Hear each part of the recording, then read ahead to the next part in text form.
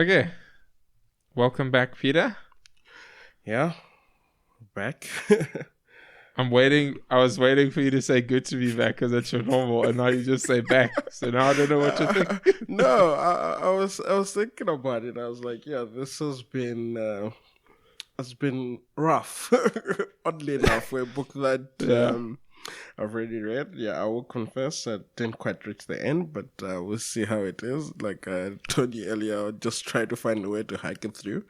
But yeah, it's just for a book on time management, I think, yeah, I needed to borrow from some of its stuff to actually get through the book. Yeah, I also procrastinated a lot more on this one than usual. I mean, the avid listeners of the podcast, for the 10 of you out there, will notice that we're releasing this episode a bit late, and it is because of our procrastination. Yeah. And like you say, it's actually one of the first books that we read together before we had started the podcast, where we actually read it, I think, over the course of a year or something like that. Yeah, it could have been. It was been quite a slow read. It was very, very slow. I think we used to do, was it 10 pages or a chapter a week? But I know we used to read it weekly.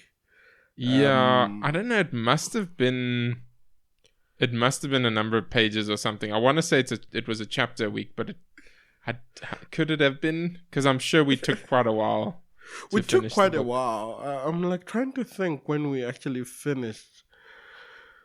Because I almost want to say for like one of the sessions. I think at that time we used to, like we said, meet once a week and before we started recording and actually discuss what we've read through. And I think when we did this book, it was actually with Ali as well, when we were three. Yes, yeah. Yeah.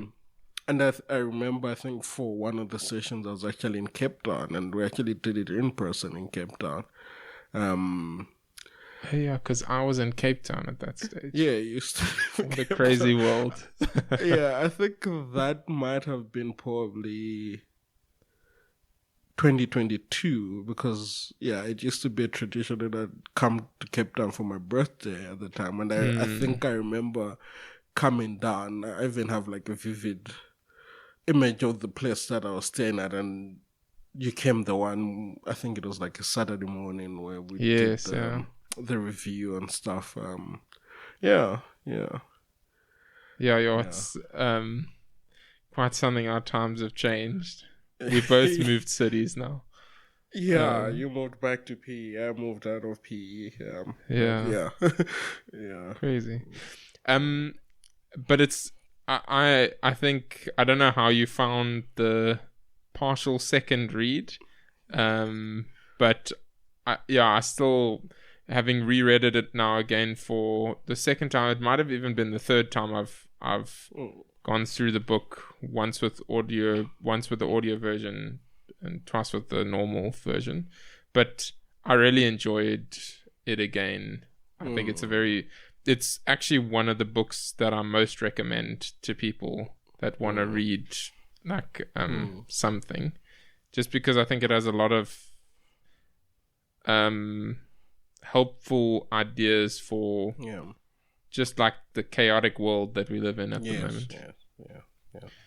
No, but Josh, I completely agree. It's I think when I read it then, I think we always were on how practical it was and more of kind of reiterating things that we sort of already knew, or things that we kind of looked at in a different perspective and not knowing the importance of them. I mean, I think even now, like going through it, I mean, as you said, partially, like I was thinking about like how,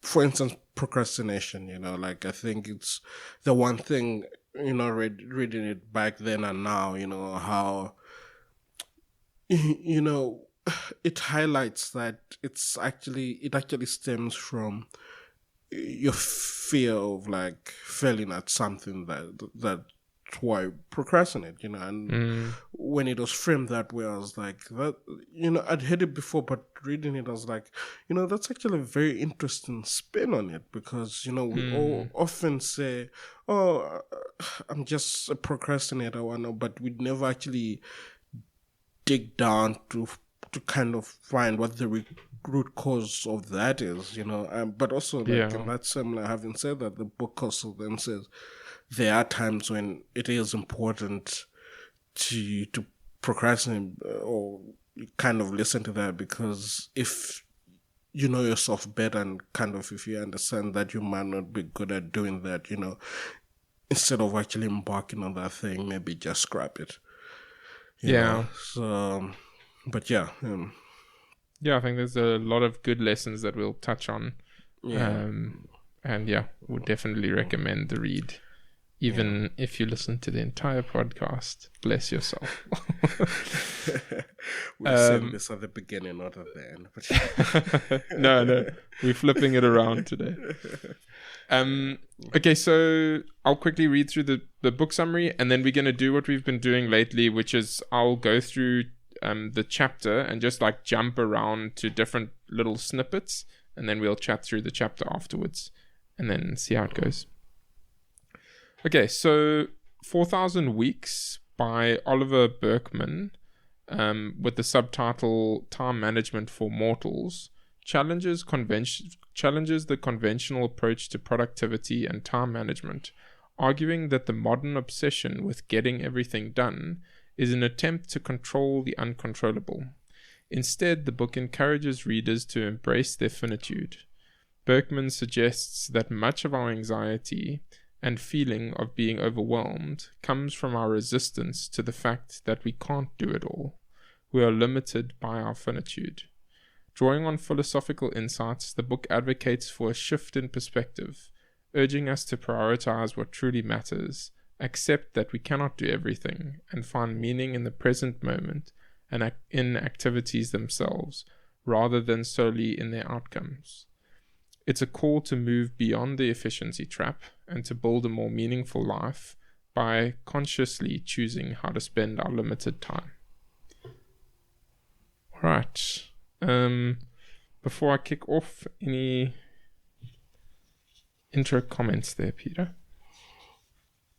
The only comment I have is just highlighting about the efficiency trap, but I think that's also covered in chapter 1. I think the one point there is, the efficiency trap and the whole understanding that we have a finite time.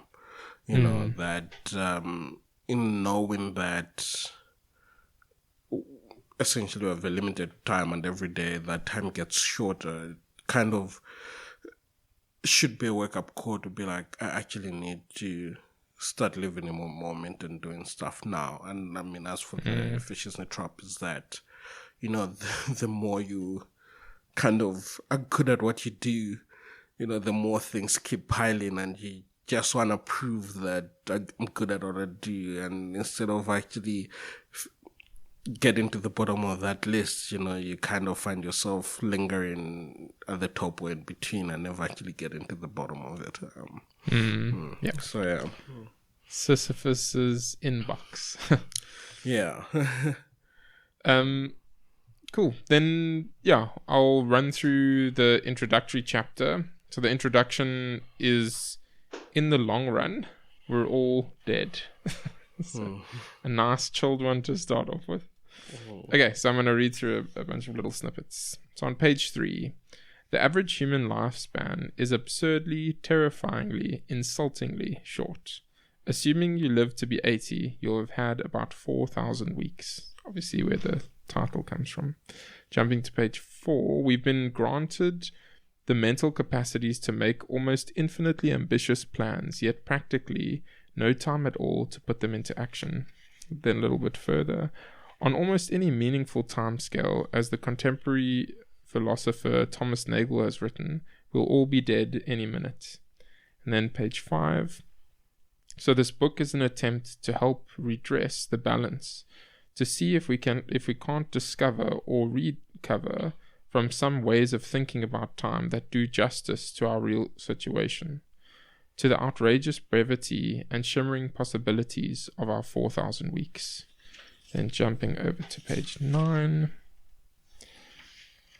The problem isn't exactly that these techniques or products don't work, it's that they do, and in a sense you'll get more done, race to more meetings, ferry your kids to more after-school activities, generate more profit for your employer, and yet, paradoxically, you'll only feel busier, more anxious, and somehow emptier as a result. Then jumping to page 10.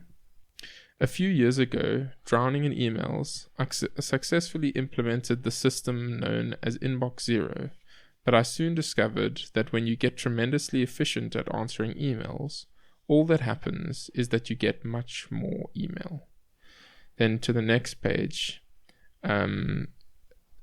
For the first time since his creation, Keynes told the audience, man will be faced with his real permanent problem, how to use his freedom from pressing economic cares. But Keynes was wrong. It turns out that when people make enough money to meet their needs, they just find new things to need and new lifestyles to aspire to. They never quite manage to keep up with the Joneses because whenever they're in danger of getting close, they nominate new and better Joneses with whom to try and keep up. And then on 13, the day will never arrive when you finally have everything under control. And lastly, ending off the chapter, let's start by admitting defeat. None of this is ever going to happen. But you know what? That's excellent news. Yeah, so I think one of the things that sums a bunch of this book up, including the intro, is just that idea of trying to get to Inbox Zero, and you eventually get there only to find out that it's just generated way more work than you anticipated, because answering emails gets responses and the cycle continues.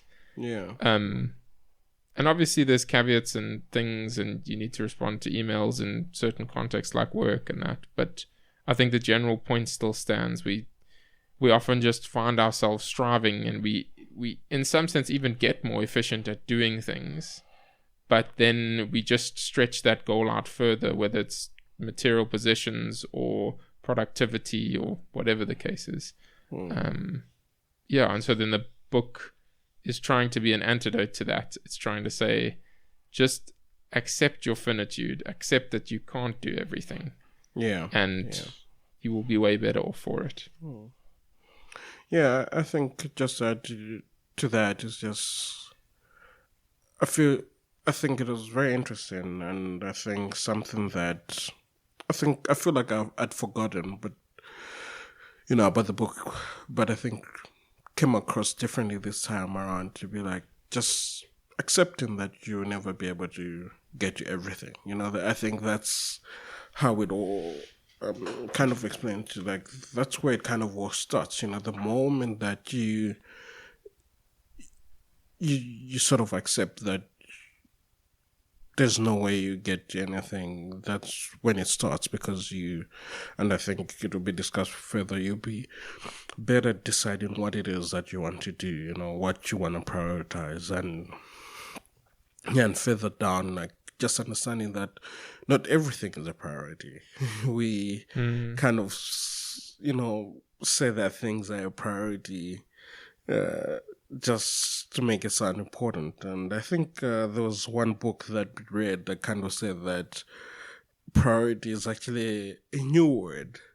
It actually didn't exist up until very recently. I can't remember if it was that or if it was like it might have been that, but the part that I remember was priority is like prior, or it's like the first thing. And there should only be one, but then now we've like pluralized it, and now we have like priorities, and the very idea of priorities plural is like it's you cannot counter have the many, idea. Yes, Yeah. I think it was exactly that it was priority. It wasn't supposed to, and the prioritization of priority is what was only introduced recently, and not when the word was sort of discovered. Maybe But the prior most thing, and then we no, we can have multiple prior most things. Priors. We are funny as human beings. Okay, so going to the part 1. So there's 2 big chapters, and then there's lots of little chapters in those, or 2 parts, let's say, and then within those there's a bunch of chapters. The first part is choosing to choose, and then the second part is beyond our control, but we'll get there later. So this choosing to choose, the first chapter within that is called The Limit Embracing Life. So I'm going to do the same as usual. So starting on page 20. For the medieval farmer, there was no need to think of time as something abstract, something separate from life. You milked the cows when they needed milking and harvested crops when it was harvest time. Anybody who tried to impose an external schedule on any of that, for example, doing a month's milking in a single day to get it out of the way, or by trying to make the harvest come sooner, would rightly have been considered a lunatic.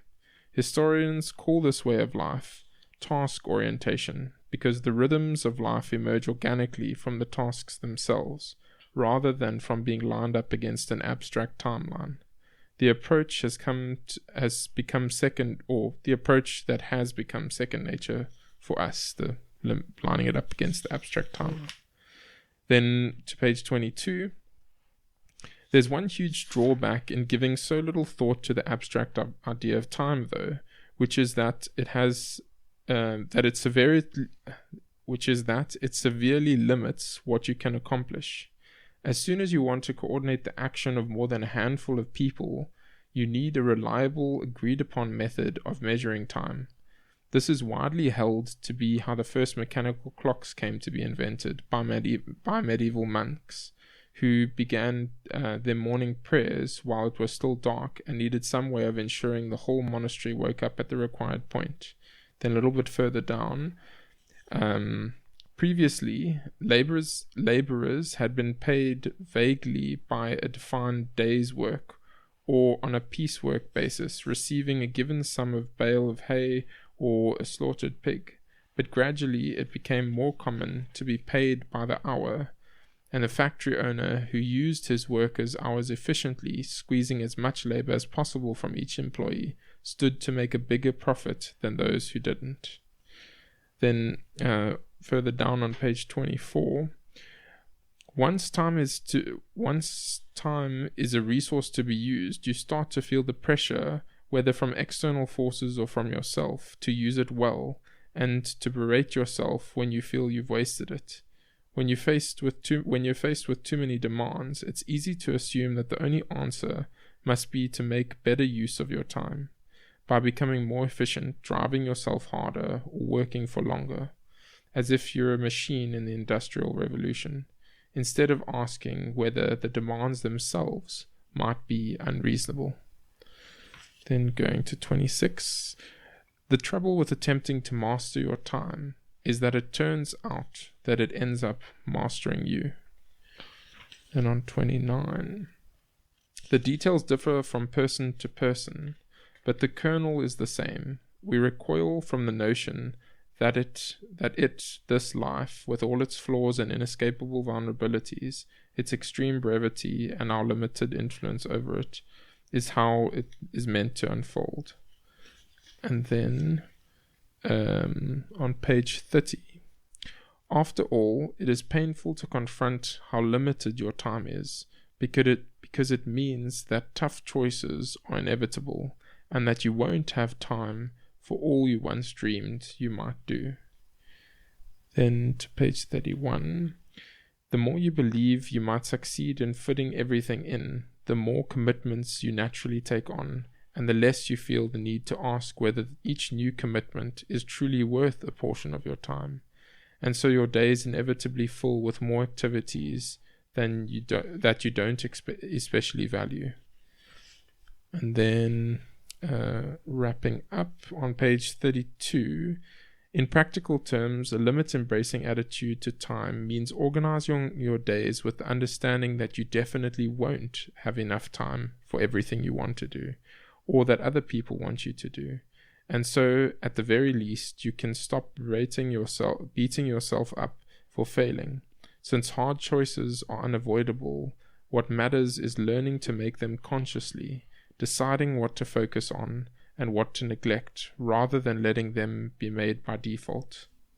Then on 33, this confrontation with limitation reveals the truth that freedom sometimes is to be found in not achieving greater sovereignty of your own schedule, but in allowing yourself to be constrained by the rhythms of community, participating in forms of social life where you don't get to decide exactly what you do or when you do it. And it leads to the insight that meaningful productivity often comes not from hurrying things up, but from letting them take the time that they take, surrendering to what in German has been called Einsicht. Yeah, so I think the key takeaways for me there is, obviously, as the title says, the limit embracing life, but in that if we accept that our capacity as humans is limited, then we have to choose what is the meaningful thing that we want to do. Yeah. And at the end there, he sort of touches on a little bit that often the meaningful things are to allow yourself to be slightly constrained, specifically by community.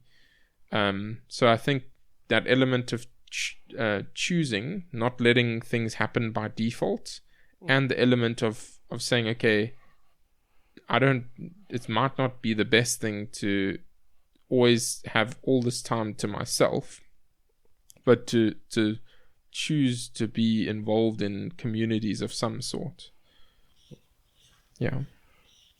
Yeah, and just to add, it's also, I think what I also got is just understanding that I think the pressure of trying to do anything comes from trying to have a sense of control. And I think there are many instances where it says letting go of that control is also a good start. And then from then, like, choosing what's important for you to do rather than, lying to yourself that you'll be able to do everything there is. Like the chapter suggests, embracing the fact that you won't be able to do everything, That's definitely a key takeaway from the chapter, but also from the book as a whole. Yeah. Okay, then the next chapter is the efficiency trap. I've got quite a few, maybe too many little bullet points, but I'll jump through them again. Okay, so 38. Starting on the efficiency trap. As the Yale University law professor Daniel Markovic has shown, even winners in our achievement-obsessed culture, the ones who make it to the elite universities, then reap the highest salaries, find that their reward is unending pressure to work with a crushing intensity in order to maintain the income and status they have come to seem as prerequisites for the lives that they want to lead. And then there's a little point that is made a little bit later, where it says it can't be the case that you must do more than you can do. So that idea of, like, we always want to do more and more and more, but there's a limit. And then page 39. Instead, in an attempt to avoid these unpleasant truths, we deploy the strategy that dominates most conventional advice on how to deal with busyness. We tell ourselves we'll just have to find a way to do more, to try to address our busyness. you could say, by making ourselves even busier still. Then on 41, the single best antidote to feeling this time pressure, the splendidly liberating the single best antidote to the feeling of time pressure, a splendidly liberating first step on the path of embracing your limits. The problem with trying to make... I don't know why I'm struggling to put the note together. But let me read from this part. The problem with trying to make time for everything that feels important, or just enough for what feels important, is that you definitely never will. Then jumping to 42. In her book, More Work for Mother, the American historian Ruth Schwartz Cohen shows that when housewives first got access to labor-saving devices like washing machines and vacuum cleaners, no time at all was saved because society's standards of cleanliness simply rose to offset the benefits. Now that you could run each of your husband's shirt to a spotless, or could get each of your husband's shirts to a spotless condition after a single wearing, it began to feel like you should, to show how much you loved them. Then jumping to 43. Every time you reply to an email, there's a good chance of provoking a reply. So it's not simply that you never get through your email, it's the process of getting through your email that actually generates email. And this is what is known as the efficiency trap. And then jumping to 47. The technologies we use to try and get on top of everything always fail us in the end because they increase the size of the everything we get on top of. And then there's a few more similar things throughout the chapter, but most of it is kind of the same ideas of like different ways where we fall into these efficiency traps. And but one thing that I was thinking about, which was interesting like in recent time, is the idea of AI tools. And AI tools, especially in the software development world, make things so much more productive because you can now, instead of having to go and Google for how do you do this piece of code or that piece of code, especially if it's a small snippet of code. At the moment, with bigger snippets of code, the AIs kind of make a lot of messes. But with smaller snippets of code, they're often quite good. And so you feel like, okay, I don't have to like Google things and search through textbooks or this or that. You just ask the AI and it, like ChatGPT, and it just gives you a response. But you can also do that for making little tools. So you can ask it to make you a little website or things like that. And lately I found myself doing that quite a lot. So I've made lots of maybe 20 plus little tools in a space of a short amount of time. And all of them are like somewhat useful and it's nice and all. But I actually felt depleted. Not normally, if you like make things like that, you're like, oh, this is great, and you feel energized. But I actually felt depleted because I was basically rushing through them and making them so quickly because of this new sort of useful tool. That just like a strange paradox that, and I think it rings true here, the whole idea where it says the technologies we use to try and get on top of everything always fail us in the end because they increase the size of the everything which we're trying to get on top of. Yeah. And if there's some thoughts from your side there, Peter? It's basically that it's not. I think things that have been sold to us as convenient center is great. Is I think my other takeaway from it.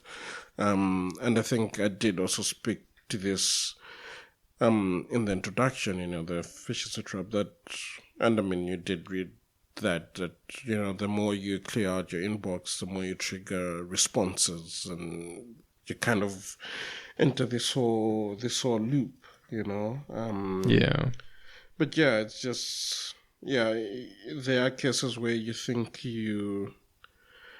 it's sought you as convenience, but rather it's just making you busier, in a sense, Yeah. So I think that was something just to constantly be aware of and check yourself on. And like you're saying, and again, just going back to what you're saying, you're able to make these little helpful tools in a short span of time, but it actually took away from the satisfaction of actually figuring it out, because I think that's where the joy also comes in. You actually solving the puzzle and being like, oh, okay, I looked at this and that. So not always having certain things at your disposal is great. It kind of eliminates the human aspect of things, if I may say. Yeah. I think there's also a nice part a little bit later in this chapter about that human aspect too, where it talks about the idea of convenience, and maybe I'll read a tiny snippet of it. Convenience, in other words, makes things easy, but without regard for whether easiness is truly what is most valuable in any given context.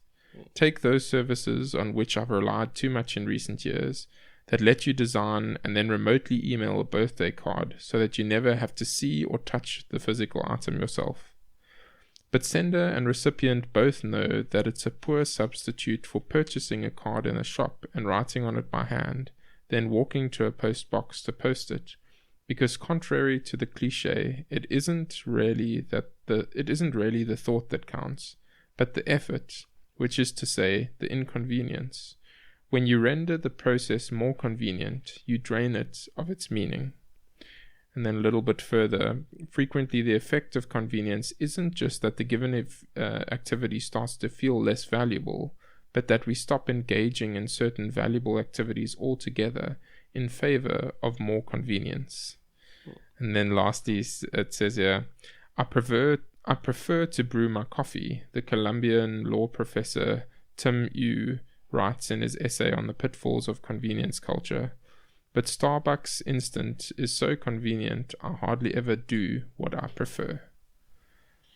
So I think that it's that touching on that idea of the human part of it as well, where we almost always default to thinking that convenience is the thing that we want to do.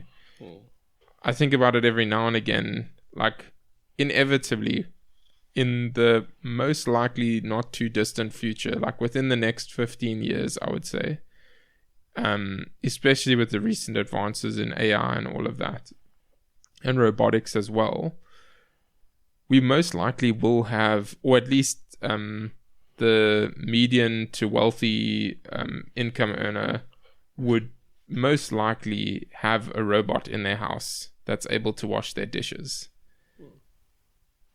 And do we really want that?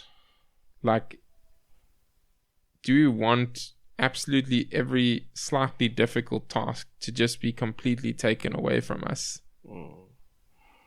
My answer is probably yes. But yeah, it's worthwhile thinking about. But definitely the birthday card example is another example that they give of like going to a bakery. There's something different about going to the bakery, to the baker that you know, because they're there and they serve you and they're friendly and things like that, versus just going to like grab an item off a shelf. The shelf item might actually even be better. Normally it's not, but it might be. Yeah. But there's something different about like having that communal relationship of that's the baker that I go to, or etc. Okay, should we go to facing finitude? Yeah. So starting on page 60.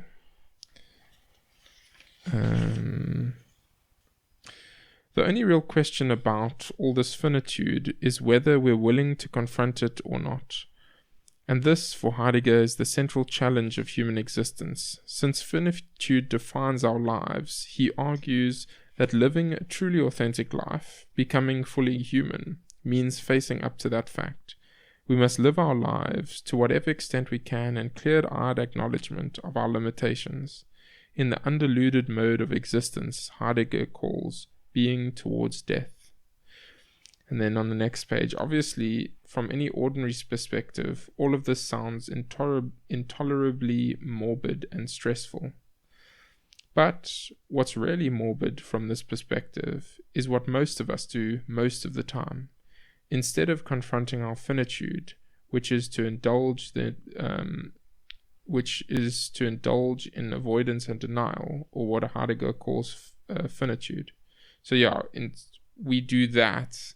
We basically deny our finitude rather than embracing it, and that's what Heidegger thinks is the morbid thing. He's like, how could we do that? Then on page 62, Swedish philosopher Martin Höglund describes the annual summer holiday that he spends with his extended family in a house on the Swedish wind-battered Baltic coast. It's intrinsic to the value of the experience, he notes, that we won't be around to experience it forever, that his relatives won't either, that his relationships with his relatives are therefore temporary too, and that even the coastline in its current form is a transient phenomenon, as dry land continues to emerge from the 12,000-year retreat of the region's glaciers. Then, on page 66, why treat your 4,000 weeks as a very small number because it's tiny compared to infinity, rather than treating it as a huge number because it's so many more weeks than if you had never been born. Maybe it's not that you've been cheated out of an unlimited supply of time. Maybe it's almost incomprehensibly miraculous that you've been granted any time at all. The kind of perspective shift I've found has an especially striking effect on the experience of everyday annoyances, on my response to traffic jams and airport security lines and babies who won't sleep past 5 a.m. Then he gives an example. Jeff Lyle, an environmental consultant, once told me that after the sudden and premature death of his friend and colleague David Watson, he would find himself stuck in traffic, not clenching his fists in agitation as per usual, but wondering what would David have given to be caught in this traffic jam. It was the same for queues in supermarkets and customer service lines that kept holding him too long. Lyle's focus was no longer exclusively on what he was doing in such moments, or whether or what he'd rather be doing instead. Now he noticed also that he was doing, with an uplifting gratitude that took him by surprise. And then finally, one ends up needing to make a commitment to spend a given portion of time doing this or that. It's precisely the fact that I could have chosen differently, perhaps equally valuable,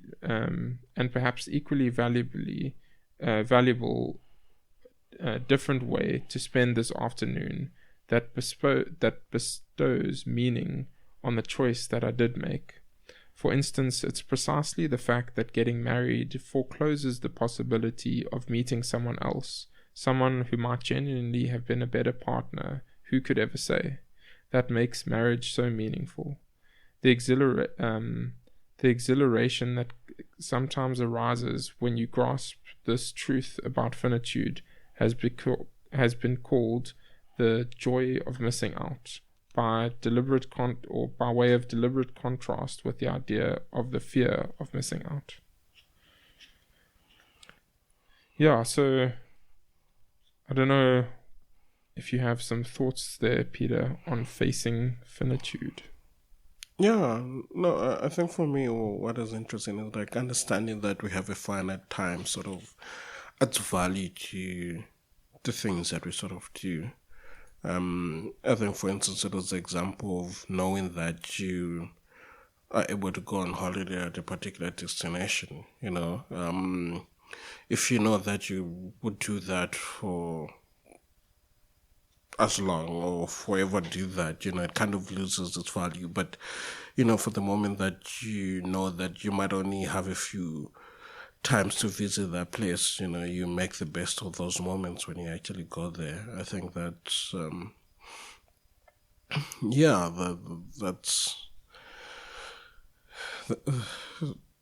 that's one thing I think we all need to understand and sort of maybe carry with us.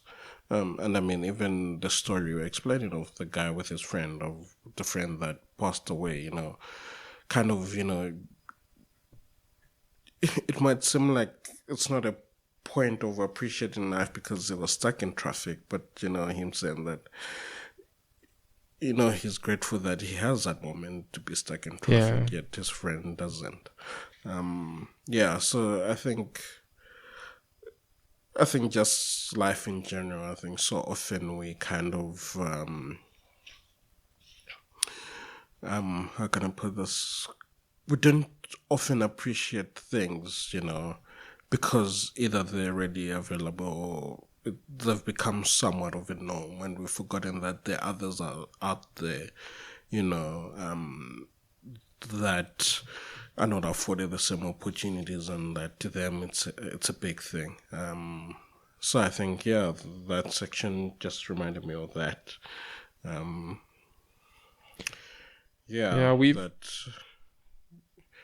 on. Okay. No, I was just gonna say that what you were saying reminded me of that idea of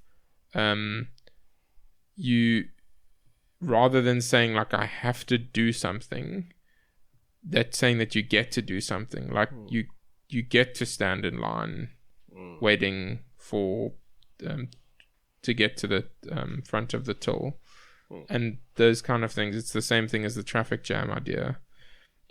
But often we just like wanting to get through things rather than just enjoying the fact that this is part of life and that's fine. And I liked as well the idea of that it's precisely by choosing something that adds value or weight to that thing. So me choosing to be with Jamie is a choice that has meaning because it's a choice that I've made, and that she's made. And the fact that we could have ended up with other people, often someone can get lost in that idea of like, oh, but they're this person or that person. And the reality is, if you don't sort of tie yourself to that person in a healthy way, it can obviously be unhealthy ways, but if you don't do that, you can't grow to experience the joy of that relationship because you haven't accepted your finitude, and you just sort of saying, oh, but it could be better in this way or that way, or different in this way or that way, or but the reality is at some point we have to choose, whether it's relationships or other things, and that's not a bad thing. That's actually a great thing. And it bestows more meaning towards the choice that's been made. The joy of missing out. Okay, going on to becoming a better procrastinator. So starting on page 71, the core challenge of managing our time, our limited time, isn't about how to get everything done. That's never going to happen. But how we decide what most wisely to do and not to do, and how to feel at peace about not doing it. Procrastination of some kind is inevitable. Indeed, at any given moment, you'll be procrastinating on almost everything. Then on page 73, the critical question isn't how to differentiate between activities that matter and that don't, but what to do when far too many things feel at least somewhat important and therefore arguably qualify as big rocks. Fortunately, a handful of wiser minds have addressed exactly this dilemma, and their counsel coalesces around three main principles. The first one is pay yourself first. So then he talks about how just like you should pay yourself first when it comes to savings, because if you put the money away at the beginning of the month, then it'll kind of be like it's just not there. Whereas if you leave it towards the end of the month, you will almost definitely have spent it. And he's saying that the same logic basically applies to time, that we need to give ourselves time to do things that we want to do. So if you want to work on a play or a book or a song or something, or learn an instrument, then you need to basically take that time at the beginning, rather than saying, okay, once I'm finished with all my work, then I'll do that, because then you most likely won't get to it. So that's the one thing, pay yourself first. The second principle is to limit your work in progress. So he says here, perhaps the most appealing way to resist the truth about our finite time is to initiate a large number of projects at once. That way, you get to feel as though you're keeping plenty of irons in the fire and making progress on all fronts. Instead, what usually ends up happening is that you make progress on no fronts, because each time a project starts to feel difficult or frightening or boring, you can bounce to a different one instead. And then he suggests having 3 items in progress, not more. But you can have 1 or 2 or 4, but just choose some limited number of things to do. Don't just keep on doing more and more. Yeah. Then on page 77, the third principle is to resist the allure of middling priorities. He talks about the idea of Warren Buffett and what Warren Buffett suggested. It's a thing that's attributed to Warren Buffett, but it's not necessarily actually what he said. But it's basically that if you have a set of 20 things that you want to do, choose the top 5 things, and then the other 15 things aren't things that you should get to once you're done with the other 5. The other 50, or when you have spare time in that, the other 15 are the things that you should actively avoid, because they are the things that are like on the edge of being meaningful, but they're not the most meaningful things to you. And so they will distract you from the most meaningful things. And then he says, sort of in a similar vein, it's a self-help cliche that most of us need to get better at learning to say no.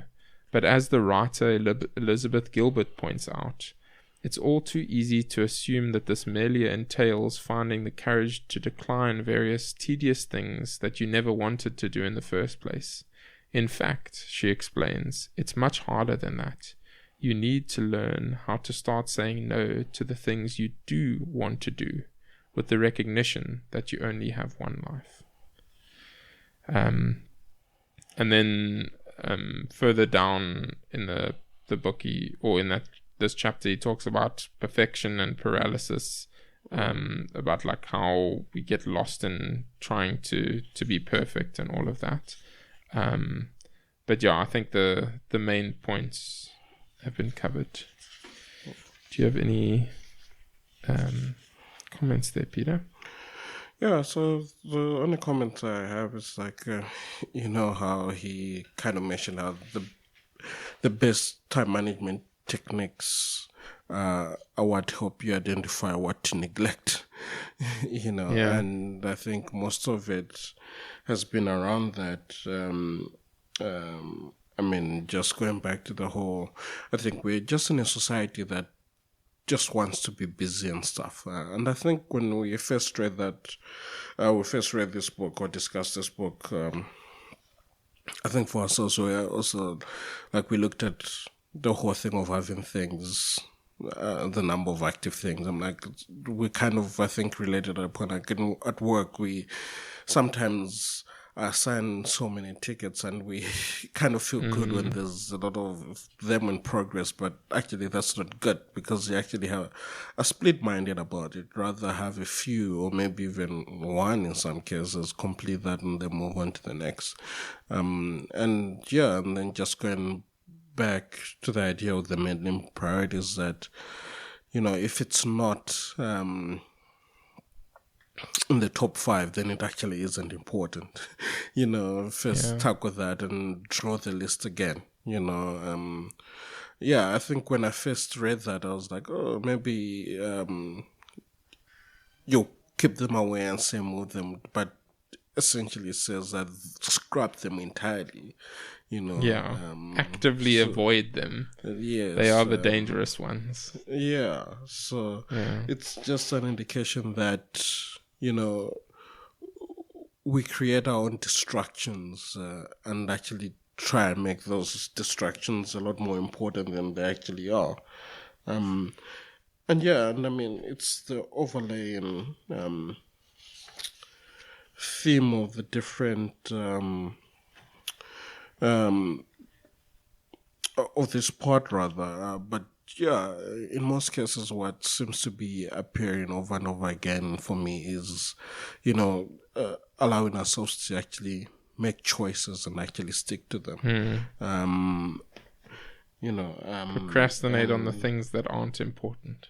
And I think later on, I know you already spoke about this, but there's on page 84 where the heading is like, then inevitability of settling, that was also reading that section. It was quite interesting to be like, and the example is very similar to what you said, that we're in a generation where we're exposed to a lot of things and we always think that the next thing is always better, like we've lost sight of, delayed gratification, and one of which is, as you spoke of earlier, that you actually had to actively decide that you're choosing Jamie to be your wife. But there's some people who then constantly wrestle with that, to be like, what if there's a better partner? But by making that choice, you're happy with that choice. And I know there was that example of when it came to that, about the people that were given the choice. Sorry. Yeah. No. You carry on. Yeah. About the artworks, where there was two groups where others had to pick one and stick with it, and others were sort of given free range that they could actually choose other as time went by at a set time. And it was fun. They could choose which picture they wanted. Yeah. They didn't have to stick with the one picture. Yeah, they could trade with others and all that kind. But it was then found in the end that those that stuck to the decision that they made, or rather when given any choice, were the ones that were happiest with the artwork that they chose further down the line than the others that had actually free range to change their artworks. So it's quite interesting that, if you look at it, it's boiling down to being firm and choosing people, choosing what you want to do, Yeah, that's one of my favorite experiments to reflect on. Is just that idea of you would think that the people that had the choice would be the happier ones, but actually the ones who didn't have the choice, they had the choice, but they chose it and then they stuck with it. They weren't able to change their choice. Those were the ones that were happiest. And it's just a mind-blowing idea, which is so simple, but it makes a lot of sense if you think about it, because you're not stuck in maybe this, maybe that. Just this is the thing that I have, I'm going to enjoy it. Yeah. Okay, next up, the watermelon problem. So I'm not going to read through the part explaining it, but basically the summary is there's a video on BuzzFeed with them wrapping elastic bands around a watermelon in anticipation for the watermelon exploding, and basically a bunch of people get caught up watching this watermelon, and then that's what the premise of the title is about. And then we start on page 90. It hardly matters how committed you are to make the best use of your limited time if day after day your attention gets wrenched away by things on which you never wanted to focus. It's a safe bet that none of those 3 million people woke up that morning with the intention of using a portion of their lives to watch a watermelon burst, nor, when the moment arrived, did they necessarily feel as though they were freely choosing to do so. I want to stop watching so bad, but I'm already committed, read one typically rueful comment on Facebook. Then jumping to the next page. The reason for treating distraction so seriously, the context is that about ancient Greek philosophers and how seriously they took distraction and that. The reason for treating distraction so seriously was straightforward, and it's the reason we ought to do so too. What you pay attention to will define what your reality is. Attention, on the other, just is life. Your experience of being alive consists of nothing other than the sum of everything to which you pay attention. And then on page 92. The proper response to this situation, we're often told today, is to render ourselves indistractable. But the problem is, achieving total sovereignty over your attention is almost certainly impossible. In any case, it would be highly undesirable to do exactly as you wished with your attention, because if outside forces couldn't commandeer at least some of it against your will, you'd be unable to step out of the path of an oncoming bus or to hear a baby in distress. Then on page 94. Attention is the beginning of devotion, writes the poet Mary Oliver, pointing to the fact that distraction and care are incompatible with each other. You can't truly love a partner or a child, dedicate yourself to a career or a cause, or just savor the pleasure of a stroll in the park, except to the extent that you can hold your attention on the object of devotion to begin with. Then on page 96. Then we have the genuine craft, then we have the idea of social distractions like social media and all of those kind of things.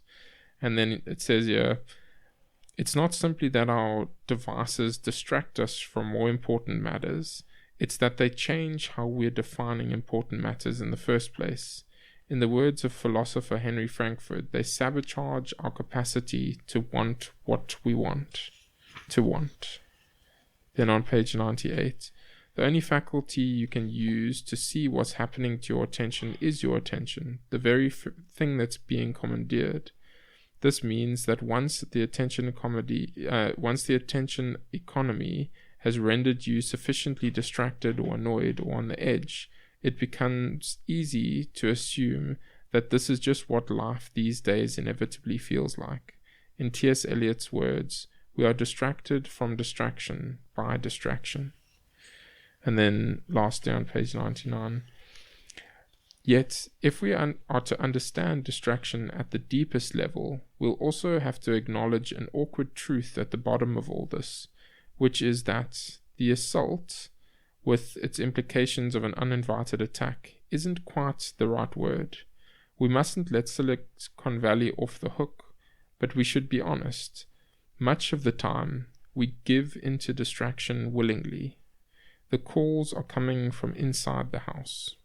And that leads to the next chapter called The Intimate Interrupter, but we'll go through that soon. But yeah, it's I know it's a little bit jumping around between sort of different ideas, but I think there's simultaneously there's the idea that the things that we pay attention to, that's what makes up our life.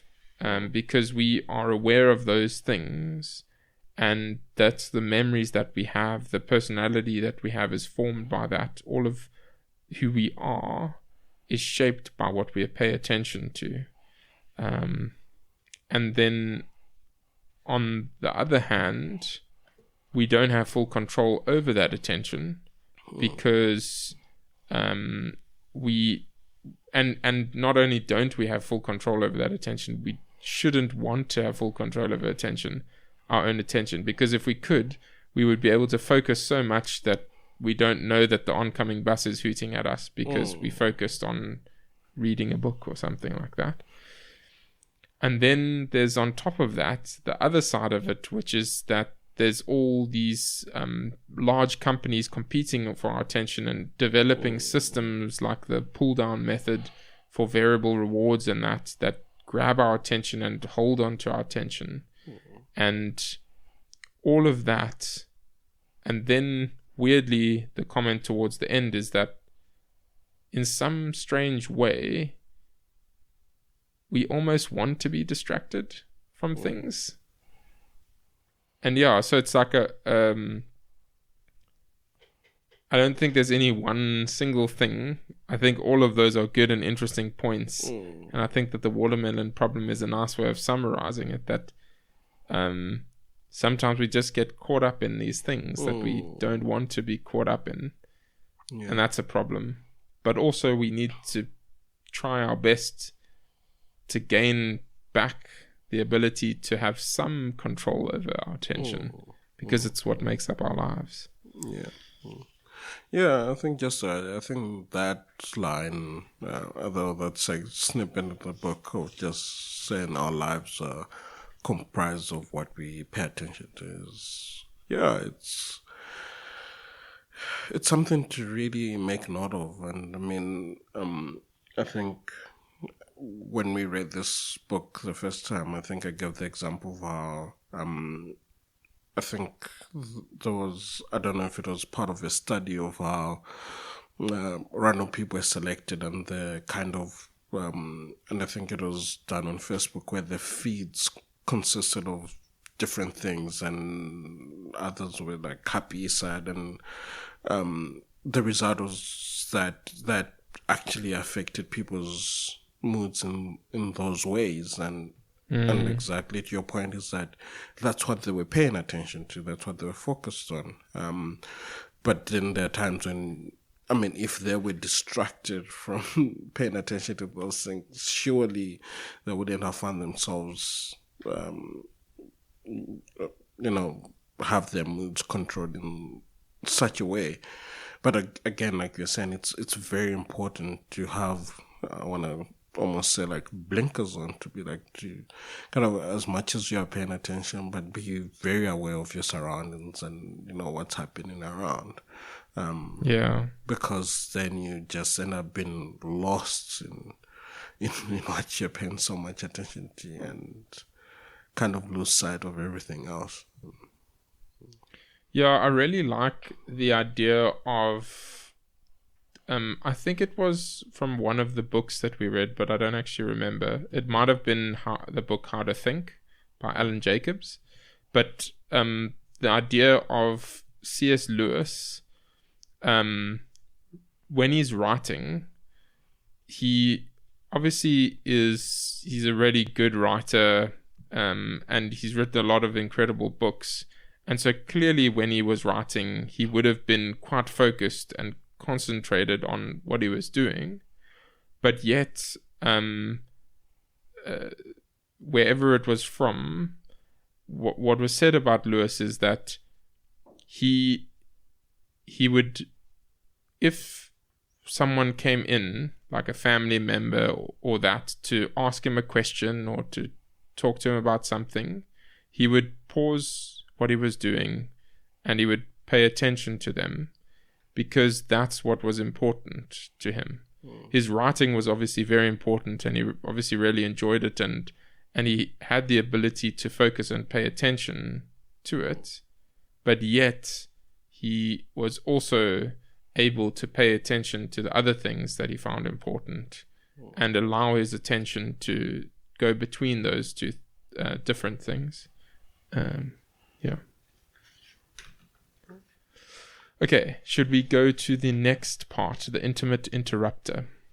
Yeah. So this is the last chapter in the choosing to choose part. So reminding that there's part 1, choosing to choose, and then part 2, the next one, is beyond control, and this intimate interrupter is the last one in the choosing to choose. Okay, so starting on 101, Steve Young, so there's a person who was basically training to become a monk, and his name is Steve Young. He was training to become a monk in the Xinzhong branch of Buddhism. And then going to, that's on page 101, then going to 102. Young had to douse himself with several gallons of bone-chilling melted snow. It was a horrific ordeal, he would recall years later. It's so cold that the water freezes the moment it touches the floor. Faced with physical distress, even of a much milder variety than this, most people's instinctive reaction is to try to not pay attention to it, and rather to attempt to focus on anything else at all. At first, this was Young's instinct too, to recoil internally from the experience of the freezing water hitting his skin. Yet, as icy deluge followed icy deluge, Young began to understand that this was precisely the wrong strategy. In fact, the more he concentrated on the sensations of the intense cold, giving his attention over to them as completely as he could, the less agonizing he found them. Whereas once his attention wandered, the suffering became unbearable. The more intensely he could hold his attention on the experience of whatever he was doing, the clearer it became to him that the real problem had not been the activity itself, but his internal resistance to experiencing it. And then going to page 104. Consider the archetypal case of being lured from your work by social media. It's not that you're sitting there concentrating rapturously, then your attention is dragged away against your will. In truth, you're eager for the slightest excuse to turn away from what you're doing in order to escape. Mary Oliver calls this inner urge towards distraction the intimate interrupter, the self within the self that whistles and pounds on the door panels, promising an easier life if only you direct your attention away from the meaningful but challenging task at hand to whatever is unfolding one browser tab away. Then going to the next page. And the sort of subtitle of this is the discomfort of what matters. When you try to focus on something you deem important, you're forced to face your limits, an experience that feels especially uncomfortable, precisely because the task at hand is one you value so much. Then on 107, the overarching point is that the overarching point is that what we think of as distractions aren't the ultimate cause of our being distracted. They're just the places we go to seek relief from the discomfort of confronting limitation. The reason it's hard to focus on a conversation with your spouse isn't your checking the phone beneath the dinner table. On the contrary, checking your phone beneath the dinner table is what you do because it's hard to focus on conversation, because listening takes effort and patience. And then lastly on 108. So this sort of summary of 108 is just that there isn't a secret solution to never feel the urge of distraction, but the idea of embracing that distraction that urge towards distraction can definitely help, like the monk focusing on the icy water. And then it concludes, the paradoxical reward for accepting reality's constraints is that they no longer feel so constraining. So yeah, it's almost like, in some strange way, the intimate interrupter, the thing that is almost within us, that is actually causing the interruptions, the distractions, is ourselves. We are the ones who are like, we would rather look at our phones than do the thing, to use the classic example that I normally use, to write rather than writing a book and working on the book chapter that you want to write and stuff. It's way easier to go to the phone. And we normally say that the phone is a distraction, but it's not really that's the distraction. It's that we are wanting to escape the thing. And so we basically go towards the phone rather than the phone pulling us. And then he says that even though there isn't really a secret to never feel that urge, to embrace that urge is helpful. So if I'm like, okay, I'm going to try and sit and write for a little bit, then if I feel the urge to look at my phone, rather than being like, I'm not going to do it, I have the strongest will ever, to rather just be like, oh, it's interesting that I feel the urge to look at my phone. And just embrace the fact you don't have to look at your phone, but embrace the fact that that's how I feel right now, and that's okay. That's fine. I'm going to carry on trying to write, even though it's uncomfortable and I don't want to, because it's easier to look at my phone. And then eventually, over time, you will sort of hone your mind to be like, oh, okay, it's actually not that bad. And focusing is something that helps pull you towards the thing that you really want to do. Yeah, I think what you said at the end there was actually what I wanted to add, to be like, in most cases, what we're required to do is uncomfortable.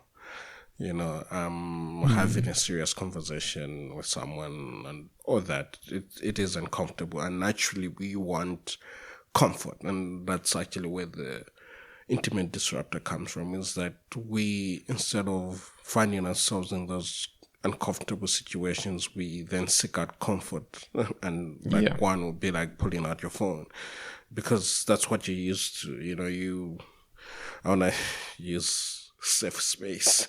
That's more of a safe space than having that comfortable conversation. So you gravitate more to using your phone than it is to actually be in the midst of the discomfort, which is either having the conversation, doing what you're actually required to do. And like you said, it's not that what I wanted to also add, it's not that the phone is a distraction, or, you know, fidgeting is a distraction. It's just that you as yourself, because you're making that choice, finds more comfort in distracting yourself or using the phone, which is then the distraction. Exactly. Just to reread that sentence that you kind of referencing, the overarching point is that what we think of as distractions aren't the ultimate cause of our being distracted. They're just the places we go to seek relief from the discomfort of confronting limitation. Okay, should we go to Beyond Control, part 2? Okay, so part 2, now we're going to jump onto the last few chapters of the book. Sort of 50-50. So the first chapter in the Beyond Control section is we never really have time.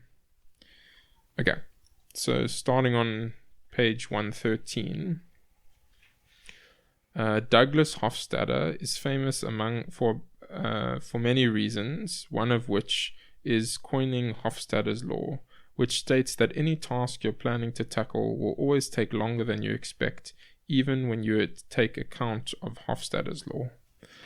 Then to page 115, the trouble with being so emotionally invested in planning the future the trouble with being so emotionally invested in planning for the future, though, is that while it may occasionally prevent a catastrophe, the rest of the time it tends to exacerbate the very anxiety which it is supposed to allay. The obsessive planner essentially is demanding certain reassurances from the future, but the future isn't the sort of thing that can ever provide the reassurance that he craves. A bit further down, the fuel behind worry, in other words, is the internal demand to know, and in advance, that things will turn out fine, that your partner won't leave you, that you will have sufficient money to retire, that the pandemic won't claim the lives of anyone you love, that your favorite candidate will win the next election. But the struggle for control over the future is a stark example of our refusal to acknowledge our built-in limitations when it comes to time. You can never be truly certain about the future, and your reach will always exceed your grasp. Then going to the next page, 119. Whatever you most value about your life can always be traced back to some jumble of chance occurrences you couldn't possibly have planned for, and that you certainly can't alter retrospectively now. You might never have been invited to the party where you met your spouse.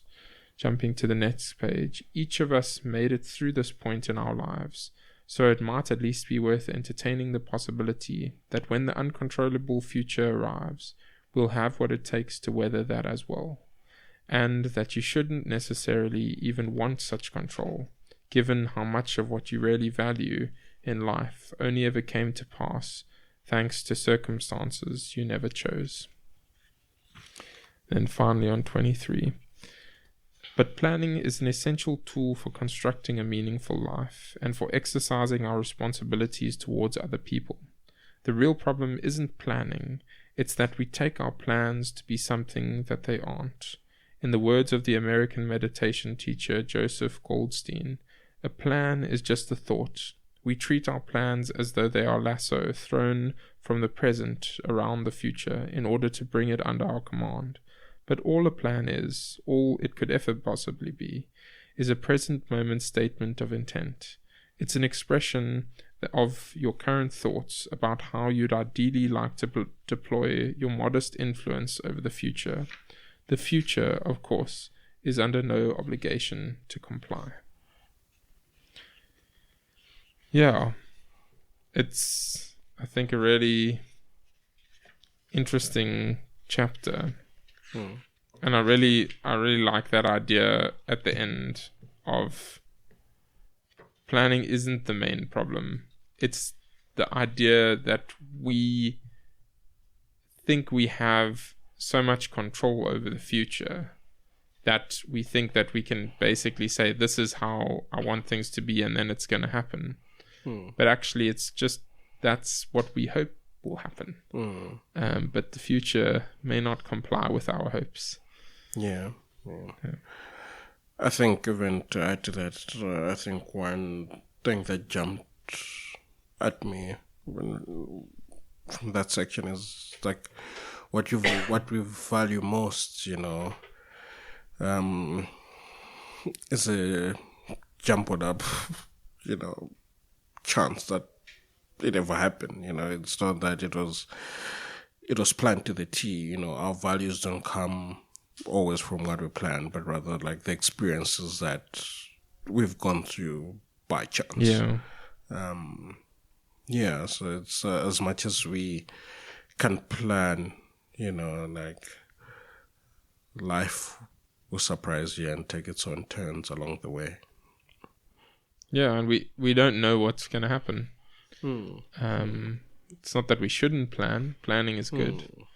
But don't plan for your plans to pan out. I think it shouldn't be something you hold down to.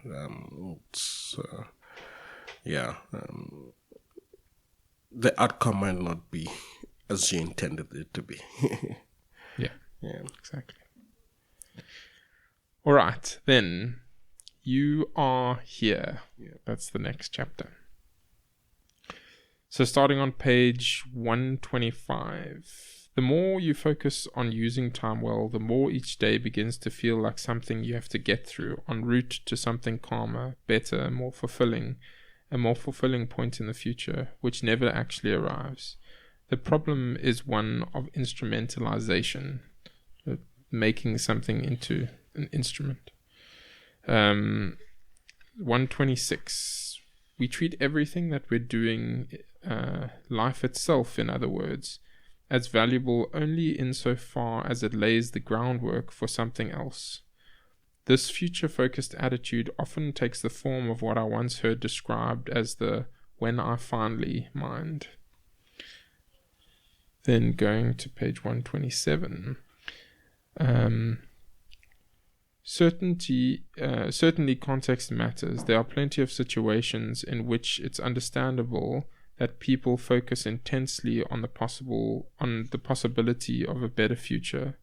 But there's something odder about the ambitious, well-paid architect employed by the profession she's always longed to join, who nonetheless finds herself treating every moment of her experience as worthwhile only in terms of bringing her closer to the completion of the project, so that she can move on to the next one, or move up the ranks, or move towards retirement.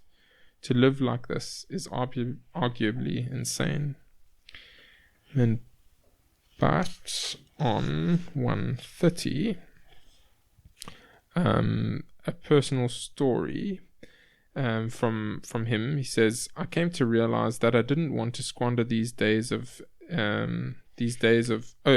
me start one sentence earlier. But my son was here now, and he would only be 0 years old for 1 year. And I came to realize that I didn't want to squander these days of his actual existence by focusing solely on how best to use them for the sake of his future. He was sheer presence, participating unconditionally in the moment in which he found himself, and I wanted to join him in on it. I wanted to watch his muscular fist close around my finger and his wobbly head turn in response to a noise, without obsessing over whether it showed he was meeting his developmental milestones or not, or what I ought to be doing to ensure that he did. And page 132. Just as there will be a final occasion on which I pick up my son, a thought that appalls me, but one that is hard to deny, since I surely won't be doing that when he's 30. There will be a last time that you visit your childhood home, or swim in the sea, or make love, or have a deep conversation with a close friend. Yet usually there'd be no way to know, in the moment itself, that you'll be doing it for the last time. And then 134. I'll glance over this, but basically it's the parable of the fisherman, and he essentially talks about it's a classic example of a fisherman is asked by a businessman to say, hey, well, I see you're fishing, but why don't you fish a little bit more and catch more fish, and then you can make more money, and then you can start hiring people and do these different things. And then the fisherman is basically like, why would I do that? Because at the end of the day, all that I want to do is fish and enjoy drinking wine, which is exactly what I'm already doing now. And so, but the businessman is trying to encourage him to do all this business stuff and be super busy, only to get to the exact point that he is already at. And then on page 39, a more fruitful approach to the challenge of living more fully in the present moment starts from noticing that you are, in fact, always already living in the present moment, whether you like it or not. Yeah. I think those different ideas like the fisherman, and like him holding his child and saying, I just want to enjoy this now. And the developmental milestones are important, and etc., etc. But at some point, you have to step back and say, I'm here right now, and I'm going to try and enjoy this. And there's complexities to that, because if you continuously focus too much on the present, the book touches on those kind of things as well. You kind of end up not being able to be present, because you're too focused on trying to be present. But at some point, just enjoying the fact that in his case, his son was holding onto his finger, and those small things, or the fisherman saying, this is actually the thing that I want to be doing. Let me not try and get more and more and more and go to the next Joneses and try and match them.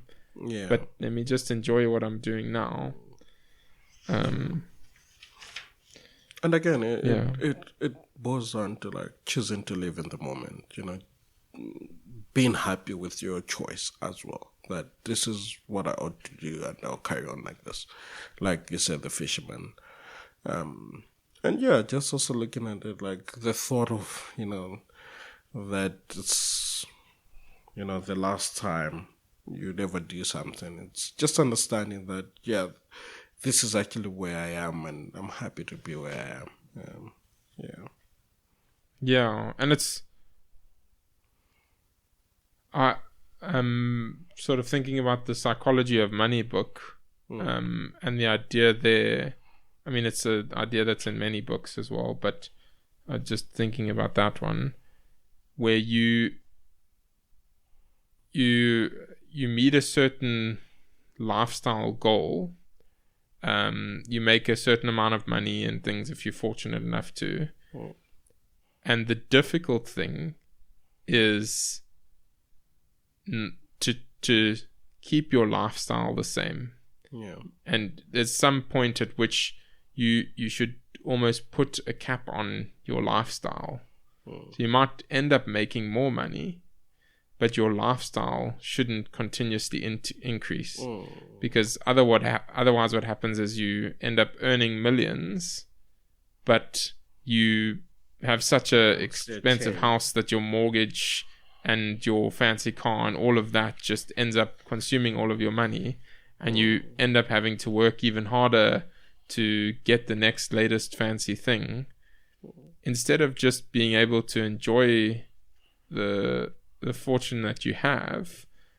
You just keep on increasing your lifestyle, and that's the difficult thing to try and say, okay, like, where is that point that I want to draw for myself to be like, that's the lifestyle level that I want. And for different people it'll be different, but the important thing is to set that at a realistic level, not like exaggeration and that, but set it at a realistic level, and then if you are fortunate enough to reach that, to keep it there, and to just enjoy that and embrace what you have, rather than just chasing more and more.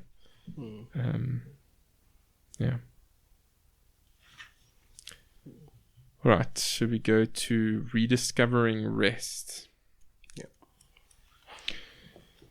So, starting on page 141, there's nothing unusual about its demands for the demands for more days off or shorter working hours. Such proposals are increasingly common, but they are almost always justified on the grounds that a well-rested worker is more productive. It was precisely this rationale that a group had been set up to question, and that group asked why. Its members wanted to know why should holidays by the sea or meals with friends or lazy mornings in bed need defending in terms of improved performance at work. And so this group is kind of trying to get that sense of just being able to relax for the sake of relaxing, not relaxing for the sake of more productivity at the end of the day. And then going to page 147. The truth then is that spending at least some of your leisure time wastefully, focused solely on the pleasure of experience, is not is the only way not to waste it. To be truly at leisure, rather than covertly engaging in future-focused self-improvement, in order to most fully inhabit the life, the only life you ever get, you have to refrain from using every spare hour for personal growth. From this perspective, idleness isn't merely forgivable, it's practically an obligation. And then on the next page, increasingly, we're also the kind of people who don't actually want to rest. People who find it seriously unpleasant to pause in our efforts to get things done, and who get antsy when we feel as though we're not being sufficiently productive. Social psychologists call this inability to rest idleness aversion.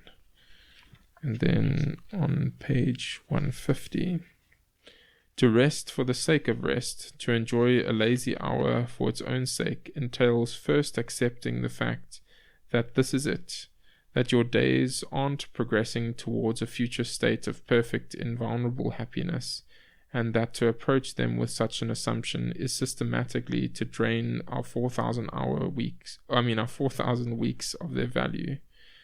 We are the sum of all the moments of our lives, writes Thomas Wolfe. All that is ours is in them. We cannot escape or conceal it. Yeah. So I think rediscovering rest is just about truly being okay with saying, I'm going to rest. Yeah. And it's not so that I can be more productive tomorrow. I'm not going to do it so that I can accomplish something or XYZ. But I'm going to do it because resting in itself is a meaningful thing to do.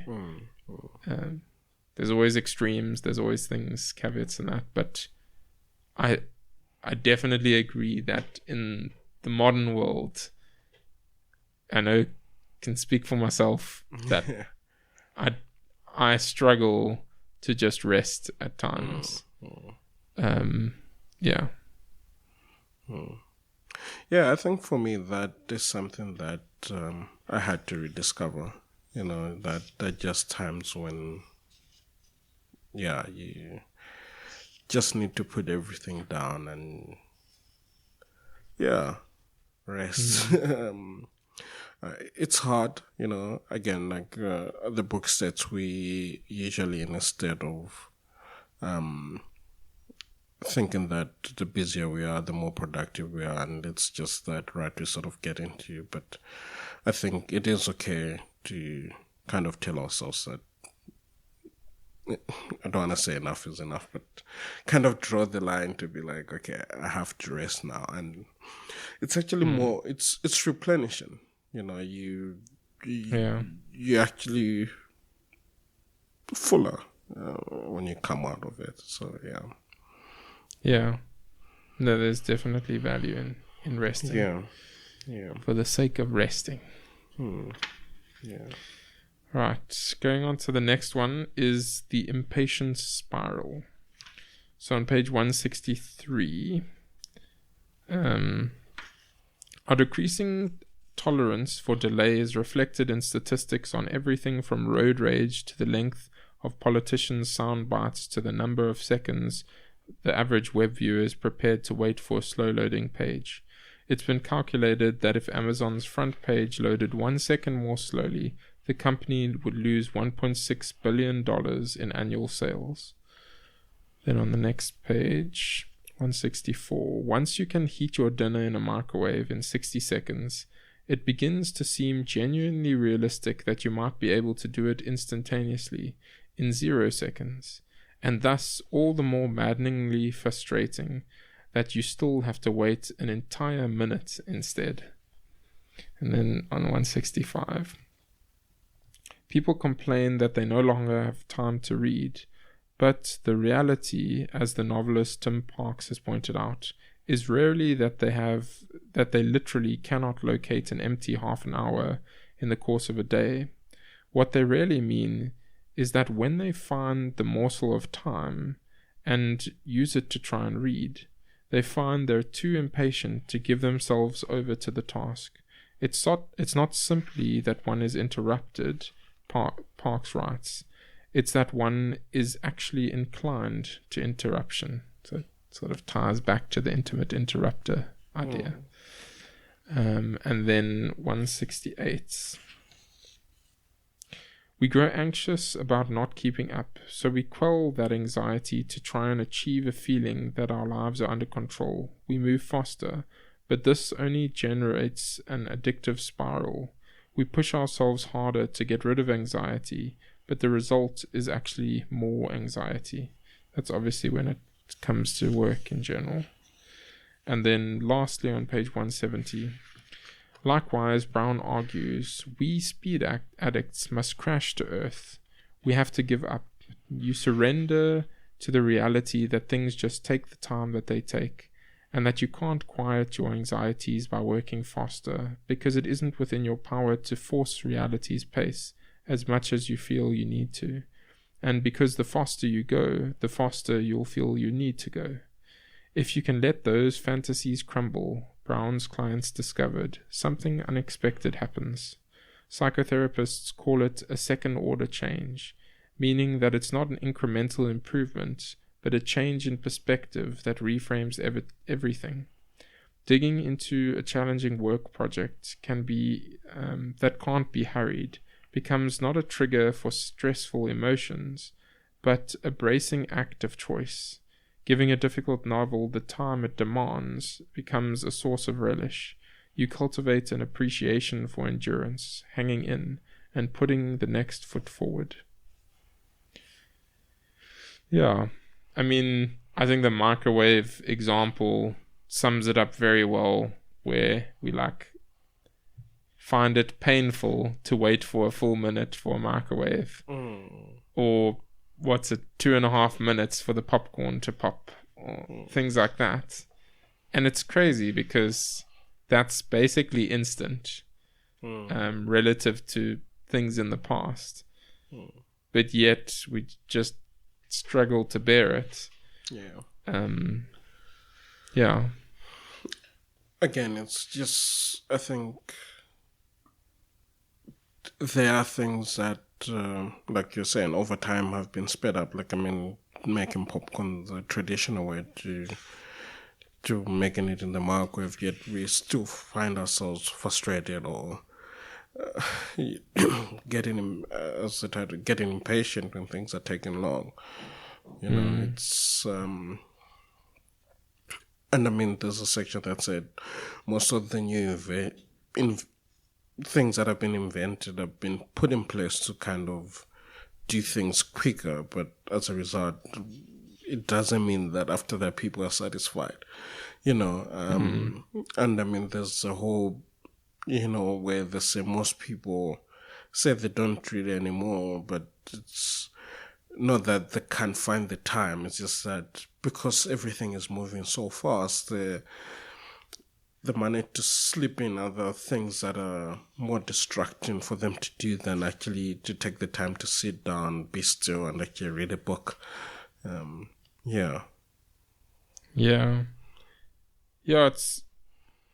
it's that idea that the problem is inside the house. We are the problem. We basically want to be distracted because the things that we are distracted from, the project or the book that we want to read or those things, it's uncomfortable to do them. And we just, like you were saying earlier, referencing the book, we'll do anything to avoid that discomfort. But I really like the last part of it where he talks about this person Brown's understanding of things, where if we're able to really just hit almost rock bottom, as in a different way of speaking,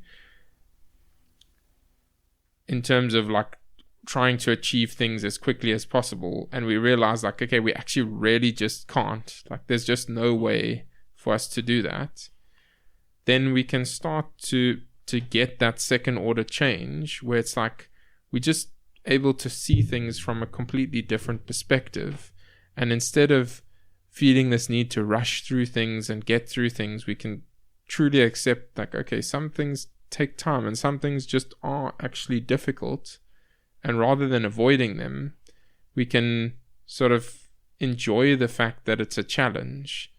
And it ties back to, I think it was earlier in the book, about the idea of problems, or maybe it's actually later in the book, we'll see. But the idea of problems and encountering problems is often the thing that we want to avoid. We like, whenever we encounter a problem, we like, oh, not another problem, like, come on.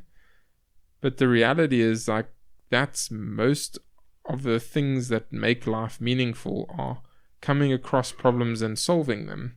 If everything was a solved problem, there'd just be nothing basically to do. Our lives would become meaningless.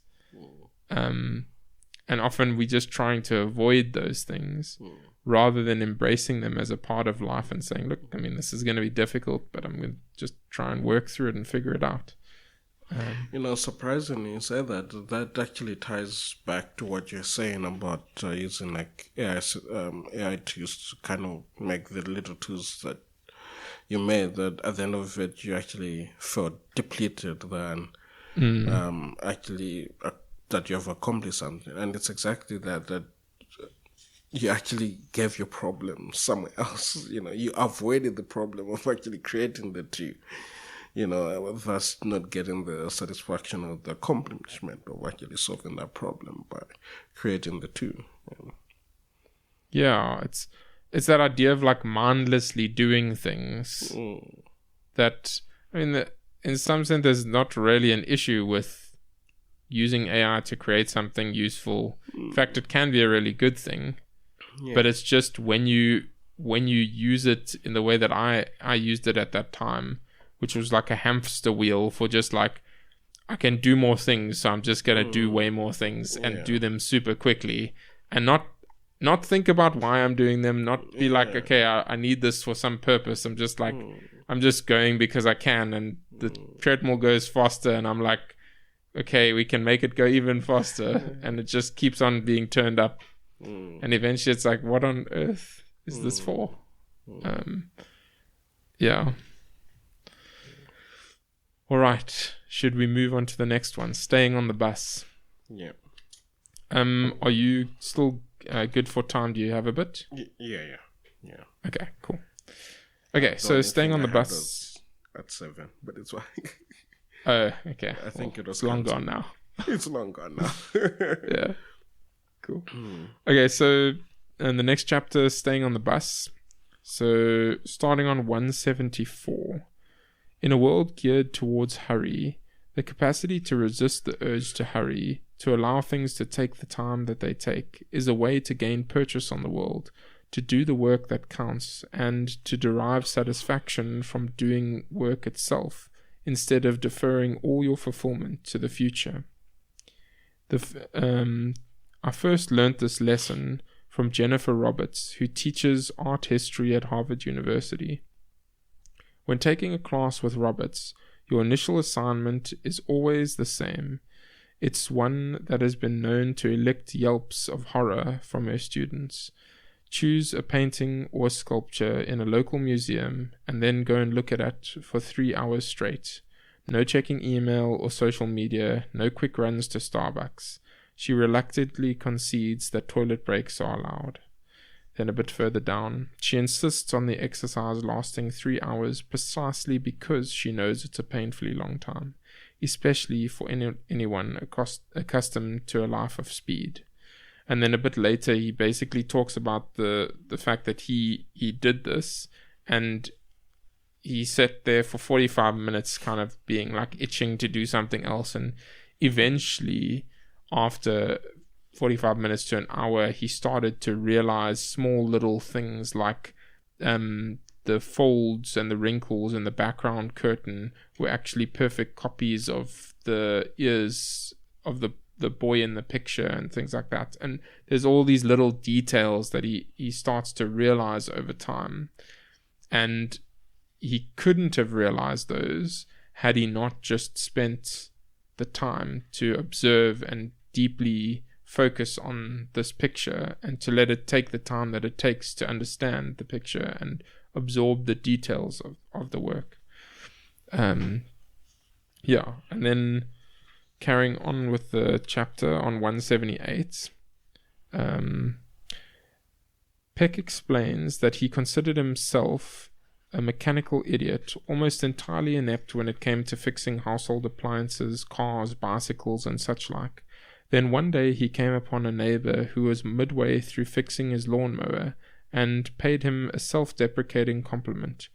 This is Peck towards this person. Peck says, "Boy, I sure admire you. I've never been able to fix those kinds of things." And so the neighbor replies, "That's because you don't take the time." A comment that gnawed at Peck. And then basically it talks about Peck encountering a situation where there was a problem with one of his patient's cars, and then he was like, okay, because of this comment that the neighbor made, he's actually going to try and see if he can like figure things out. And he took the time and he started to follow the brake line or something like that, and eventually he realized like, okay, this maybe is where the issue is happening. And then he did a little thing, and then it ended up working. And then Peck basically reflects on that, and it says here, Peck's insight here is that if you are willing to endure the discomfort of not knowing, a solution will often present itself. That would be helpful enough if it were merely a piece of advice for fixing lawnmowers and cars. But his larger point is that it applies to almost everywhere in life, to creative work, relationship troubles, politics, and parenting. And then jumping to page 180. In practical terms, so it's the subtitle of this part is 3 Principles of Patience. In practical terms, 3 rules of thumbs are especially useful for harnessing the power of patience as a creative force in daily life. The first is to develop a taste for having problems. Then it says here, we seem to believe, if only subconsciously, that... Oh, this is the thing that I was talking about earlier. Yeah. We seem to believe, if only subconsciously, that we shouldn't have problems at all. Yet the state of having no problems is obviously never going to arrive. And more to the point, you wouldn't want it to, because a life devoid of all problems wouldn't contain nothing worth doing. And... a life devoid of all problems would contain nothing worth doing and would therefore be meaningless. I just heard a pling. I just want to check that the audio is still coming through. Okay. Well, as long as you can hear me, then we should be good. Yeah. Okay, cool. Okay. Sorry, jumping back into it. I'm going to start again. We seem to believe, if only subconsciously, that we shouldn't have problems at all. Yet the state of having no problems seems like it's obviously never going to arrive. And more to the point, you wouldn't want it to, because a life devoid of all problems would contain nothing worth doing, and would therefore be meaningless. Because what is a problem really? The most generic definition is simply that it's something that demands that you address yourself to it. And if life contained no such demands, there would be no point to doing anything. The presence of problems in your life, in other words, isn't an impediment to a meaningful existence, but the very substance of one. So that's the first principle, to develop a taste for having problems. The second is to embrace radical incrementalism. And he says here, the psychology professor Robert Boyce spent his career studying the writing habits of his fellow academics, reaching the conclusion that the most productive and successful among them generally made writing a smaller part of their daily routine than others. And I think Cal Newport's also touched on that idea before. But basically the idea of radical incrementalism is to do those things in small, manageable pieces, rather than like going full on out to try and finish everything in one quick go, because that will burn anyone out. And then the final principle. I was just gonna say, it's like the whole thing of how do you eat an elephant piece by piece type of thing. Yeah. Don't eat elephants. That's how you eat an elephant. Yeah, no. It's definitely like that. Then the final principle, more often than not, originality lies on the far side of unoriginality. And then it says here, to experience the profound mutual understanding of the long married couple, you have to stay married to one person. To know what it's like to be deeply rooted in a particular community and place, you have to stop moving around. Those are the kinds of meaningful and singular accomplishments that just take the time that they take. Yeah, that last one, that originality lies on the far side of unoriginality, I think is a very, very profound idea, because basically, and if you were to read the book, that section explores a little bit more, but the idea is that, let's say you wanted to become a painter or to do any specific thing, you would think, okay, I need to do some really out there kind of things, and that's how I can like define my own style of painting, etc., etc. But actually what he's saying is that if you want to be an incredible painter, you just have to do the normal things, and you just keep doing the normal things, and then you keep on doing them for years and years and years, and then eventually, slowly, you start to sort of find your way, and then your path starts to deviate a little bit, and then the originality is found, I mean, on the far side of the unoriginal, the normal. And yeah, I think I've been thinking about it a bunch more as well in terms of like software development stuff. And in the past, I used to always want to develop some like incredible new fancy idea. And then recently, more and more, I'm realizing like most of the things that I would want to develop or make, or that anyone would want to develop or make in some fashion, have already been made. But if you want to develop a Word app or this or that, take maybe Obsidian as an example. Obsidian is a note-taking app, and it's literally just a text editor, and it uses a format called Markdown. Programmers will be aware of it, and other productivity geeks. But in general, it's a very standard thing. But the people developing it, basically built the thing that they wanted, and it's just a simple text editor. And then they've slowly been adding different features, and they've added this, and they added graph views, and they added different ways of doing things and plugin systems and stuff. And now they've gotten to the point where they've built something that people really love and really enjoy. But the core idea of it is the same as pretty much every other thing, that you put in text and you save, and that's it. And there's a lot of things like that in software and in life, where it's just doing something that someone has already done before can be actually extremely meaningful. And it can be the thing that if you keep on doing it for long enough, that the originality comes out of doing that, rather than trying to be just original straight from the start. Yeah. Stay on the bus. That's the the chapter. Yeah, And that's the idea. I mean, just to add to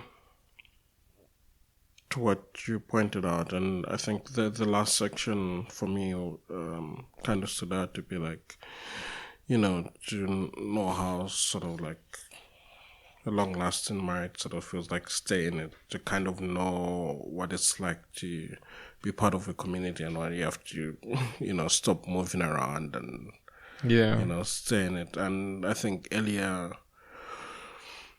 even before the 3 principles, it was about how, it mentioned how you don't solve a problem by just looking away and like walking away from it. You kind of have to sit through the problem, to actually find a solution. And, as the title says, the metaphor is stay on the bus, but it's kind of, you have to, again, make a decision to see things through, not just on the face of discomfort, then you run. You're like, no, this is not for me. Walk away, because then it will still be your giant. You kind of have to face your giants anyway, stay on the bus and face it head on. Yeah, develop a taste for having problems. Yeah. Problems are part of life.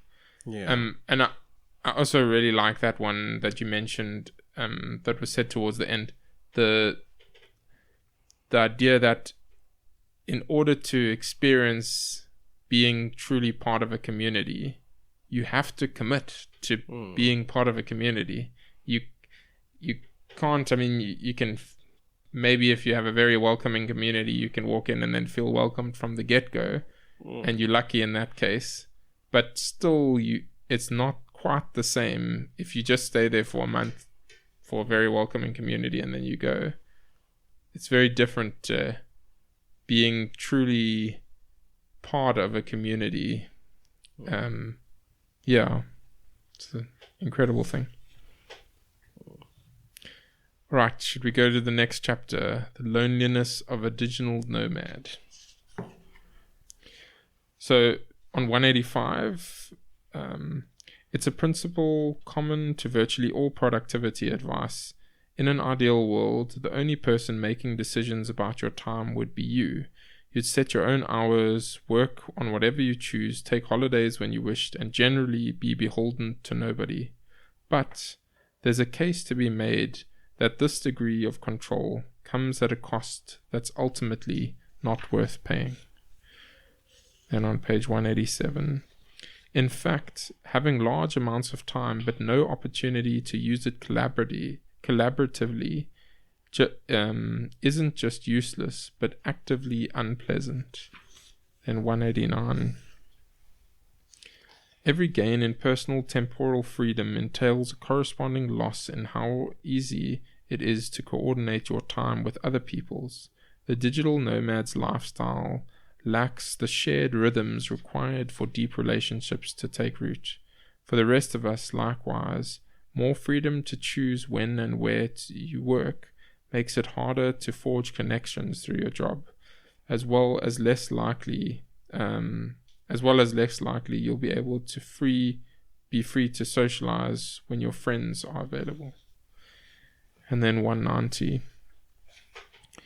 Terry Haag, along with several colleagues, elegantly proved the connection between synchronization and life satisfaction when he had the ingenious notion of comparing Swedes' holiday patterns against statistics on the rate at which pharmacists dispensed antidepressants. One of his central findings was unremarkable. When Swedes take time off work, they're happier, as measured by being less likely on average to need antidepressants. But the other was revelatory. Antidepressant use fell by a greater degree, Hartig demonstrated, in proportion to how much of the population of Sweden was on holiday at any given time. Or to put things slightly differently, the more Swedes who were off work simultaneously, the happier people got. And then lastly, on 102, 201. You can grasp the truth that power over your time isn't something best hoarded entirely for yourself, that your time can be too much your own. Yeah, so, I mean, I think it's a fairly straightforward idea, and I think it makes a lot of sense that you might think the thing that you want is complete freedom of your time, but most likely actually the thing that will make you happier and the thing that will be more meaningful is to balance the freedom of your own time with ties into basically saying, I'm going to be a part of some community or group of people or spend time with family and that, and allow part of your time to be used up by those relationships, even though it may make having complete freedom of your time a non-possibility. Yeah, I think what struck home for me was the whole thing of you kind of don't make connections with colleagues and stuff. And now I'm speaking from a way that I've gone the opposite direction where, you know, I was fully in the office to then working fully remotely. And funny enough, recently that thought crossed my mind to be like, I feel like I'm losing that sense, you know. I mean, as much as I think ever since I started working at this place, like, I'd always been in teams where my colleagues went in the same city. And oddly enough, from like last year, I happened to have teammates that were like in the same office. And that's up until before I left. And yeah, it just dawned on me. And I think it was today to be like, you know, it's gone from kind of looking across the office and asking a question and getting an answer to first going, can I have, are you available for a quick call, you know? And or is the quick call that never ends up being quick? Exactly. It's just the words we kind of, you know, I've been trained to use to sort of get a response. We should start saying, are you available for a call that will take the time it will take? Yeah. But sorry, Peter, carry on. But yeah, okay, having said that, you know, because I was in a space like that where, and I mean, this book was birthed from COVID. I think during COVID, I struggled a bit because my days had no beginning and no end kind of thing. I hardly saw people and whatnot. And, you know, people underestimate the effect that has, you know, especially if you're living alone and like the walls start to cave in and stuff. Yeah. But I found that now, and I mean, the book mentions it, or rather it says that it's when you become like a digital nomad, it's harder to make those connections. But I've sort of then been intentional to kind of set times for certain things. And I think we speak about this often. Like, I know for a fact on a Tuesday evening, I'll be out playing paddle without fail. You know, that's just kind of my way to sort of circumvent that, you know, trying to be involved at church, you know, that's a different community. Hike when I can. So, yes, I know I'm speaking against what the chapter said, but it is possible. You just have to be very intentional about it. But I get that most people get very comfortable in their own space and spending time on their own, where the norm is just to retract and not sort of grow those connections. But I think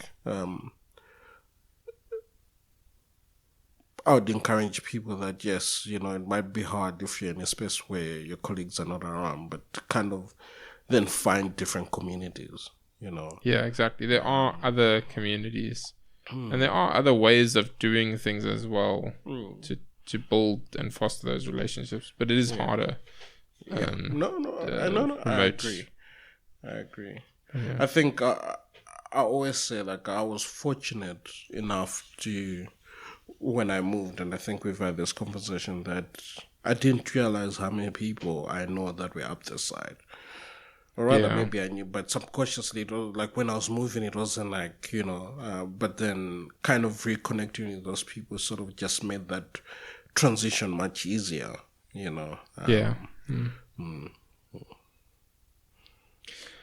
Okay, should we go to Cosmic Insignificance Therapy?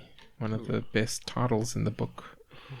Okay, so starting on page 208, it's useful to begin this last stage of our journey with a blunt but unexpectedly liberating truth that what you do with your life doesn't matter all that much, and when it comes to how you're using your finite time, the universe absolutely could not care less. Then on 210, it's natural to find such thoughts terrifying, to contemplate the massive indifference of the universe, writes Richard Holloway. But there's another angle from which it's oddly consoling. You might think of it as cosmic insignificance therapy. When things all seem too much, what better solace than a reminder that they are, provided you're willing to zoom out a bit, indistinguishable from nothing at all.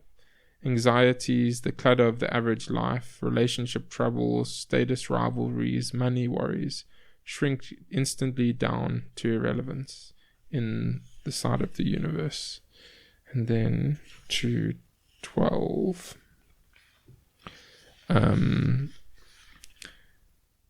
We do not disprove of a chair because it cannot be used to boil a cup of nice tea, Landau points out.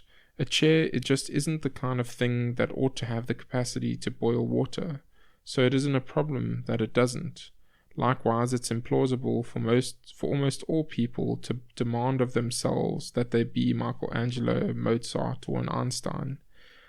There have been only a few dozen such people in the entire history of humanity.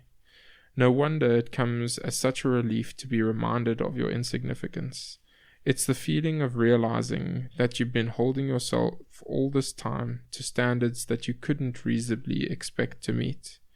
You're freed to consider the possibility that many of the things you're already doing with your time are more meaningful than you'd supposed, and that until now you'd subconsciously been devaluing them on the grounds that they weren't significant enough. From this new perspective, it becomes possible to see that preparing a nutritious meal for your children might matter as much as anything could ever matter, even if you won't be winning cooking awards, or that novel is worth writing if it moves or entertains a handful of your contemporaries, even though you're no Tolstoy. Or that virtually any career might be a worthwhile way to spend your working life if it makes things slightly better for those that it serves.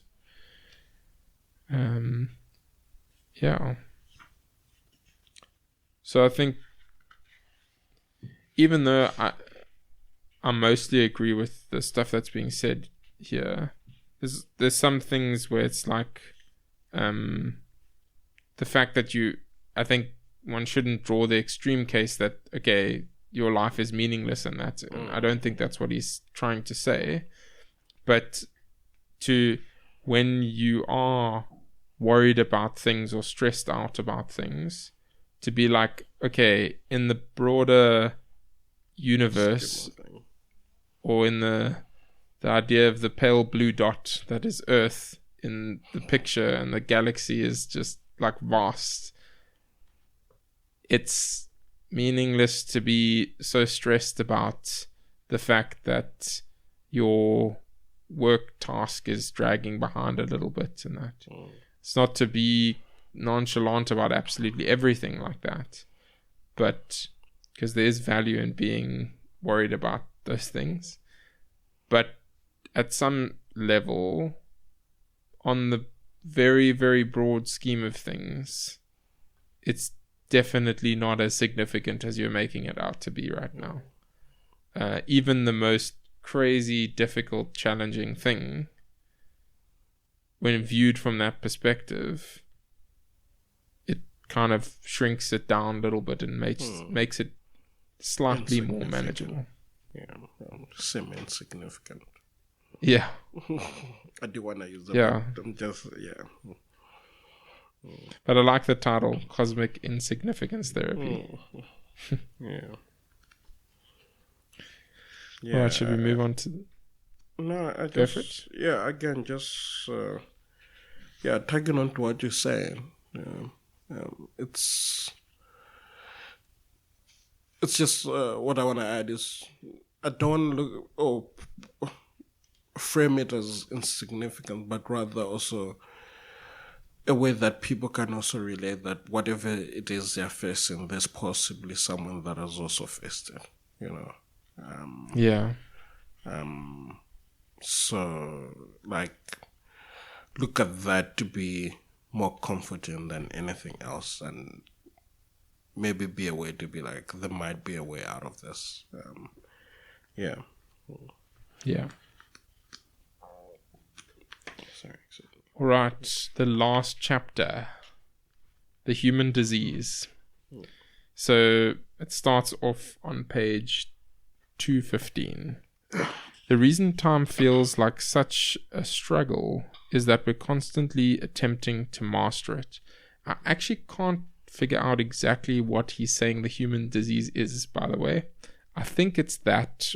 I think it's the idea of us in relation to finitude and stuff like that, constantly trying to master our time, but not being able to master it because it's unreasonable to expect that we can. So I think the human disease that he's referring to is the idea that we want to master our time, and we're constantly attempting to do that, but might be wrong. But yeah, so it says here, the reason time feels like such a struggle is that we're constantly attempting to master it. And then on to 18. You have to accept that there will always be too much to do, that you can't avoid tough choices or make the world run at your preferred speed, that no experience, at least of all close relationships with other human beings, can ever be guaranteed in advance to turn out painlessly and well. And in exchange for accepting all that, you get to actually be here. You get to have some real purchase on life. You get to spend your finite time focused on a few things that matter to you in themselves right now, in this moment. Then on to 20. So this is sort of the last part of the book that he puts out 5 questions. And he says, to make all this a little bit more concrete, it may be useful to ask the following questions of your own life. It doesn't matter if the answers aren't immediately forthcoming. The point is to live the questions, in the famous phrase from Rainier Maria Rilke. So yeah, basically just take the questions to heart and think about them and reflect on them. So the first of the 5 questions: where in your life or your work are you currently pursuing comfort when what is called is a little bit of discomfort? And then he ends that little section with saying, choose uncomfortable enlargement over comfortable diminishment whenever you can. So yeah, normally what we try to do in those scenarios is we tend to avoid the uncomfortable things, even though those are the things that will help us grow as people. Instead, we end up doing the comfortable things, which for the most part tend to diminish us as people. So the example to use again would be writing rather than watching a bunch of YouTube videos or scrolling through Instagram, obviously the writing is more likely to help you grow as a person, whereas the Instagram or scrolling through random YouTube videos and that mindlessly is more likely to diminish you as a person. It's not guaranteed, but yeah, the one is more likely than the other. So the question is, where in your life or your work are you currently pursuing comfort when what is called for is a little discomfort? I think I'm going to pause on each of the questions rather than reading through all of them quickly because, I think it makes more sense. I was just saying it's more of, I think we've all had this of taking the path of less resistance. I think naturally we want the easy way out, but in actual fact we kind of not wanting to take things head on again, but take, the path that challenges, and I think in that's how we grow. It's like in the War of Art, not the Art of War, but in the War of Art, where Stephen Pressfield talks about that idea of resistance, and that we generally, when we face it, we're like, okay, cool, I'm gonna do the easier thing, but we should actually embrace it and be like, okay, it's a guiding thing to be like, oh, okay, like I'm struggling to this thing, I don't really want to do it. It's probably the thing that's going to be good for me, actually. Yeah. All right. Then the next question, the second one, are you holding yourself to and judging yourself by standards of productivity or performance that are impossible to meet? And then he says, if the level of performance you're demanding of yourself is genuinely impossible, then it's impossible. Even if catastrophe looms and facing reality, even if catastrophe looms and facing this reality can only help. There's a sort of cruelty, Idio Landau points out, in holding yourself to standards nobody could ever reach, and many of us would never dream of demanding of other people. The more humane approach is to drop such efforts completely and let your impossible standards crash to the ground, then pick up a few meaningful tasks from the rubble and get started on them today. I don't know if you have anything to add there, Peter. No. Cool. I think it was a fairly straightforward one. Yeah. Then question 3. In what ways have you yet to accept the fact that you are who you are, not the person you think you ought to be?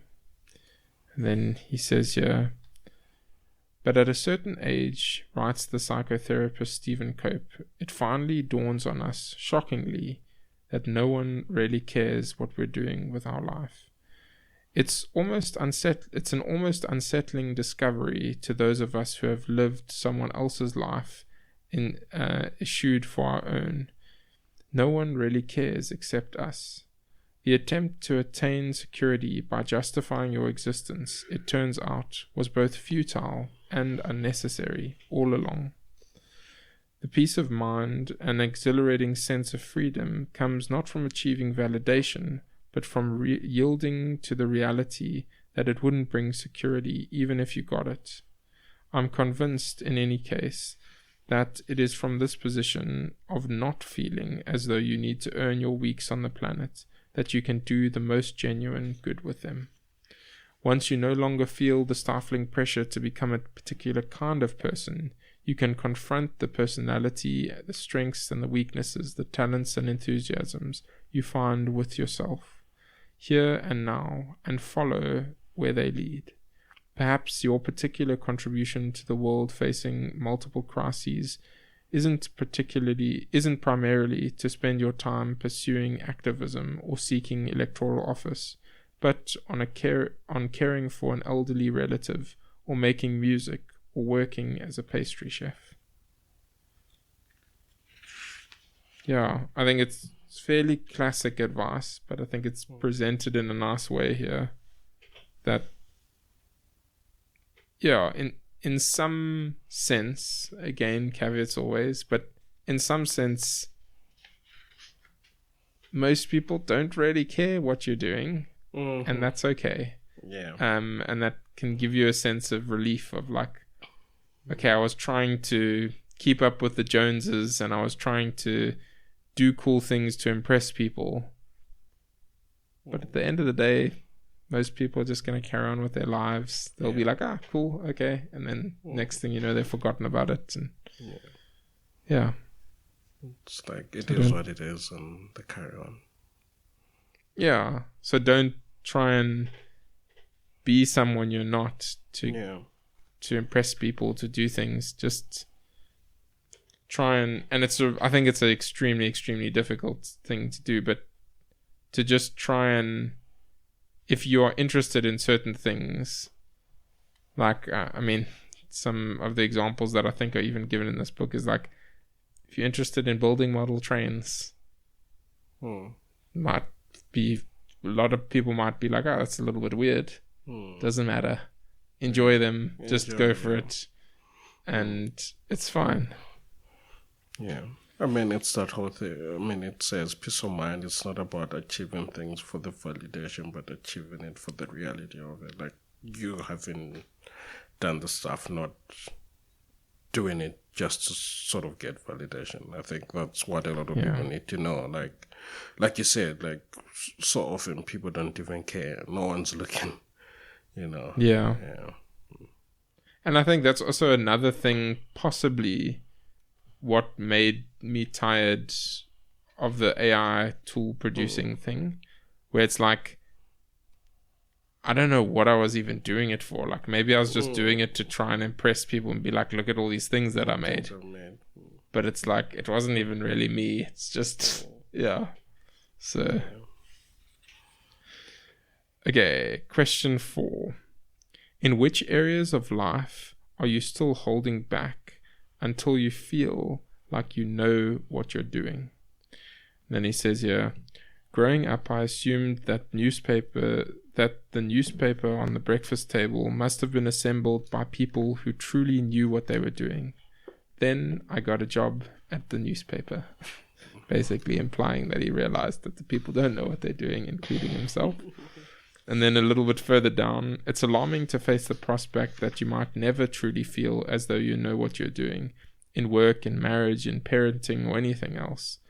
But it's liberating too, because it removes the central reason for feeling self-conscious or inhibited about your performance in those domains in the present moment. If the feeling of total authority is never going to arrive, you might as well not wait any longer to give such activities your all. Yeah, I think it's just a good point.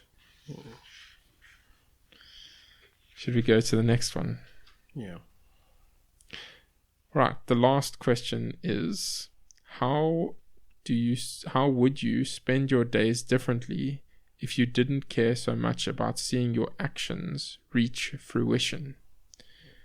And then he says here, a final common manifestation of the desire for time mastery arises from the unspoken assumption described in chapter 8 as the causal catastrophe. The idea that the true value of how we spend our time is always and only to be judged by the results. Yeah, I think that's a really difficult one. Like, we normally want to see results, but doing things, even if we aren't sure if the results will ever happen, or maybe if we're sure that the results won't ever be achieved in our lifetime. Like, he uses some examples here of like, I think it's a father and a son mapping out all the different types of trees in a forest or something like that. And it's like a massive project that will take multiple lifetimes.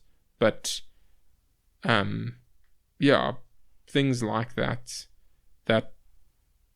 you'll never see the end results or the final results, let's say, of your actions. But would you still do it? how would you spend your days differently if you didn't really care that you don't see the end result of the actions? Yeah. Funny enough, like the moment you said that, there's something that came to mind, and it just for the life of me can't put my finger on it. But it was, I almost want to say it was poetry in like a soul group or something about how Moses was responsible for leading the Israelites out of Egypt, but he knew that he was never going to see the promised land. But it's definitely a way, but still, like, it's not that because he knew that that wasn't the case, he kind of backed down on the mission. And, again, I'm trying to, and it's exactly. Well, he didn't, Yeah, it's exactly that, there are just certain things that we might embark on and we might not necessarily see the results now, but we do them that someone will reap the benefits of it. And I think going back, it's for interesting enough something that my first boss actually said, that when you are given a piece of work, you might know what it's for, but not always do you have the bigger picture of like how much time this is saving people, what it's helping them accomplish. But we do it knowing that it's solving a particular problem. As much as you don't understand the full picture, but you know that it will help someone out there. And I feel like that's that we... Yes, I mean, you feel good by accomplishing something, but you're not always aware of what the bigger picture is. And as a result, that doesn't mean you should be like, oh, man, whatever this is solving or is used for doesn't affect me directly. Let me rather not, work on it. I think it's a very good point that sometimes the things that we do, it's almost impossible to see the value directly. It's like building a feature in a software product.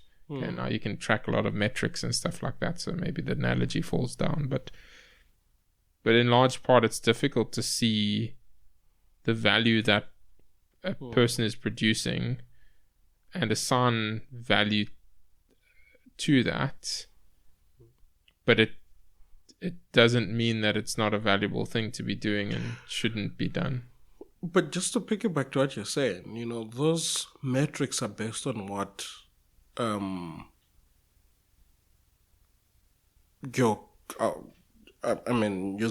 use a lot of terms, but loosely. But those metrics are based on what your company has defined, right, or what impact that feature has. Right? But you're not the user of that product. So, but then you don't actually understand, I don't know if you what, how that features then impact the actual user on the other end. Yeah, sometimes the metric that you're gathering isn't very fine-grained. It's just like, are they using the feature or not? But it doesn't necessarily tell you about how much value or pleasure or whatever the case is that they get out of the feature. Or annoyance, you never know. Yeah, or annoyance, yes, but yeah. Yeah. Right, the last 2 points. So those are the 5 questions to think about. And the last 2 points, the one is it's about the most necessary thing.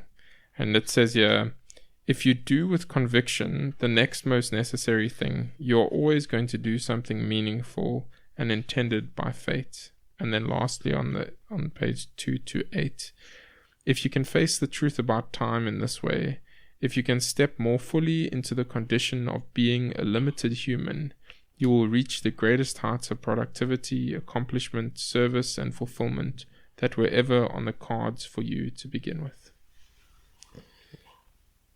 And that's it. Mm. There's an afterword, an appendix if you want to get the book and read it, but that's it for us. That's where we stop. That's where we draw the line. Yeah. That's where we see it fit for our time. Yeah.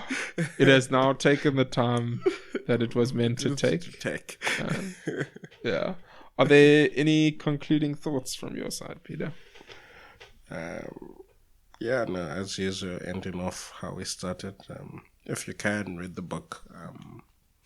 But yeah, like I said, for a book on time management, I needed to do better in covering the book. But yeah, it's just, again, a lot of good nuggets, and I think it was just good to sort of be reminded of some of the things.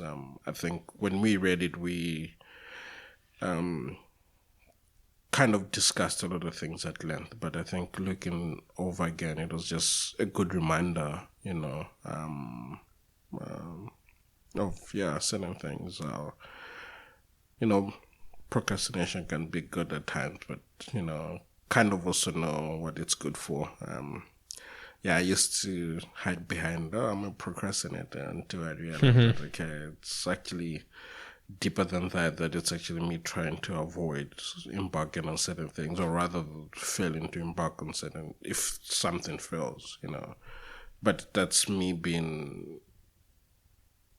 an enemy of myself, basically. And again, just knowing that we distract ourselves, because we're seeking comfort, because the task at hand seemingly looks uncomfortable, or sort of brings discomfort to us. So it's just very interesting in how certain things were framed. I know I didn't deviate. It's just like how the book, How We Think. Just understanding how we think is like, it's not that we generate thoughts, but rather it's like a response kind of forming patterns that really exist in our brain, and kind of then affecting the response that we kind of give. But like always, if you've got a chance, read the book. Don't be shocked that you only have 4,000 weeks to live, but maybe less. Maybe less. Maybe definitely more. Less for us now, as morbid as that may sound. Hey, you never know. We might live to 120. But just choose wisely. Choose what you need to do. Remember, it's a priority, not priorities, just to suit our lifestyles. I think from my side, even if you have the worldview like we do, where life doesn't end at the end of this, and that in some sense it's not finite. Even if one takes that worldview, I think there are still so many things that are incredibly helpful in this book, because even if you just take the fact that we are limited in our capacities as human beings, that we just, there are things that we can rail against, and we can be like, I don't want this to be the case. But to just embrace those limitations, the limitation of time, that we only have so much time, the limitations that we can only do so much, we only have finite capacities to process things, to work on things. And when we really embrace that, then it can actually help us to be much less anxious about the day-to-day things and trying to get everything done. And we can just accept that we, as you said, we have to choose what are the main things we're going to focus on. Pick 1, 2, 3 things, but don't pick an infinite list of things. And focus on those things and devote your attention to those things. Committing to certain things, whether it's community or relationship or those kinds of things, are extremely valuable. and it's the very choice that you're making that adds more value to that thing. And yeah, I think that there's so many little aspects that I think in a year or two I'll probably end up rereading the book or listening to the book again, and I'm sure I will be reminded of some things and learn new things. And yeah, highly recommend I do this in person, recommending this book to people, and I will do it here as well. Yeah, I think this is one of all the books, I've enjoyed pretty much all of them, but I think this is still one that's towards the top. So well done, Oliver. You did good. Yeah. Cool. Okay, thanks, Peter. We'll chat again. Yeah. Cheers.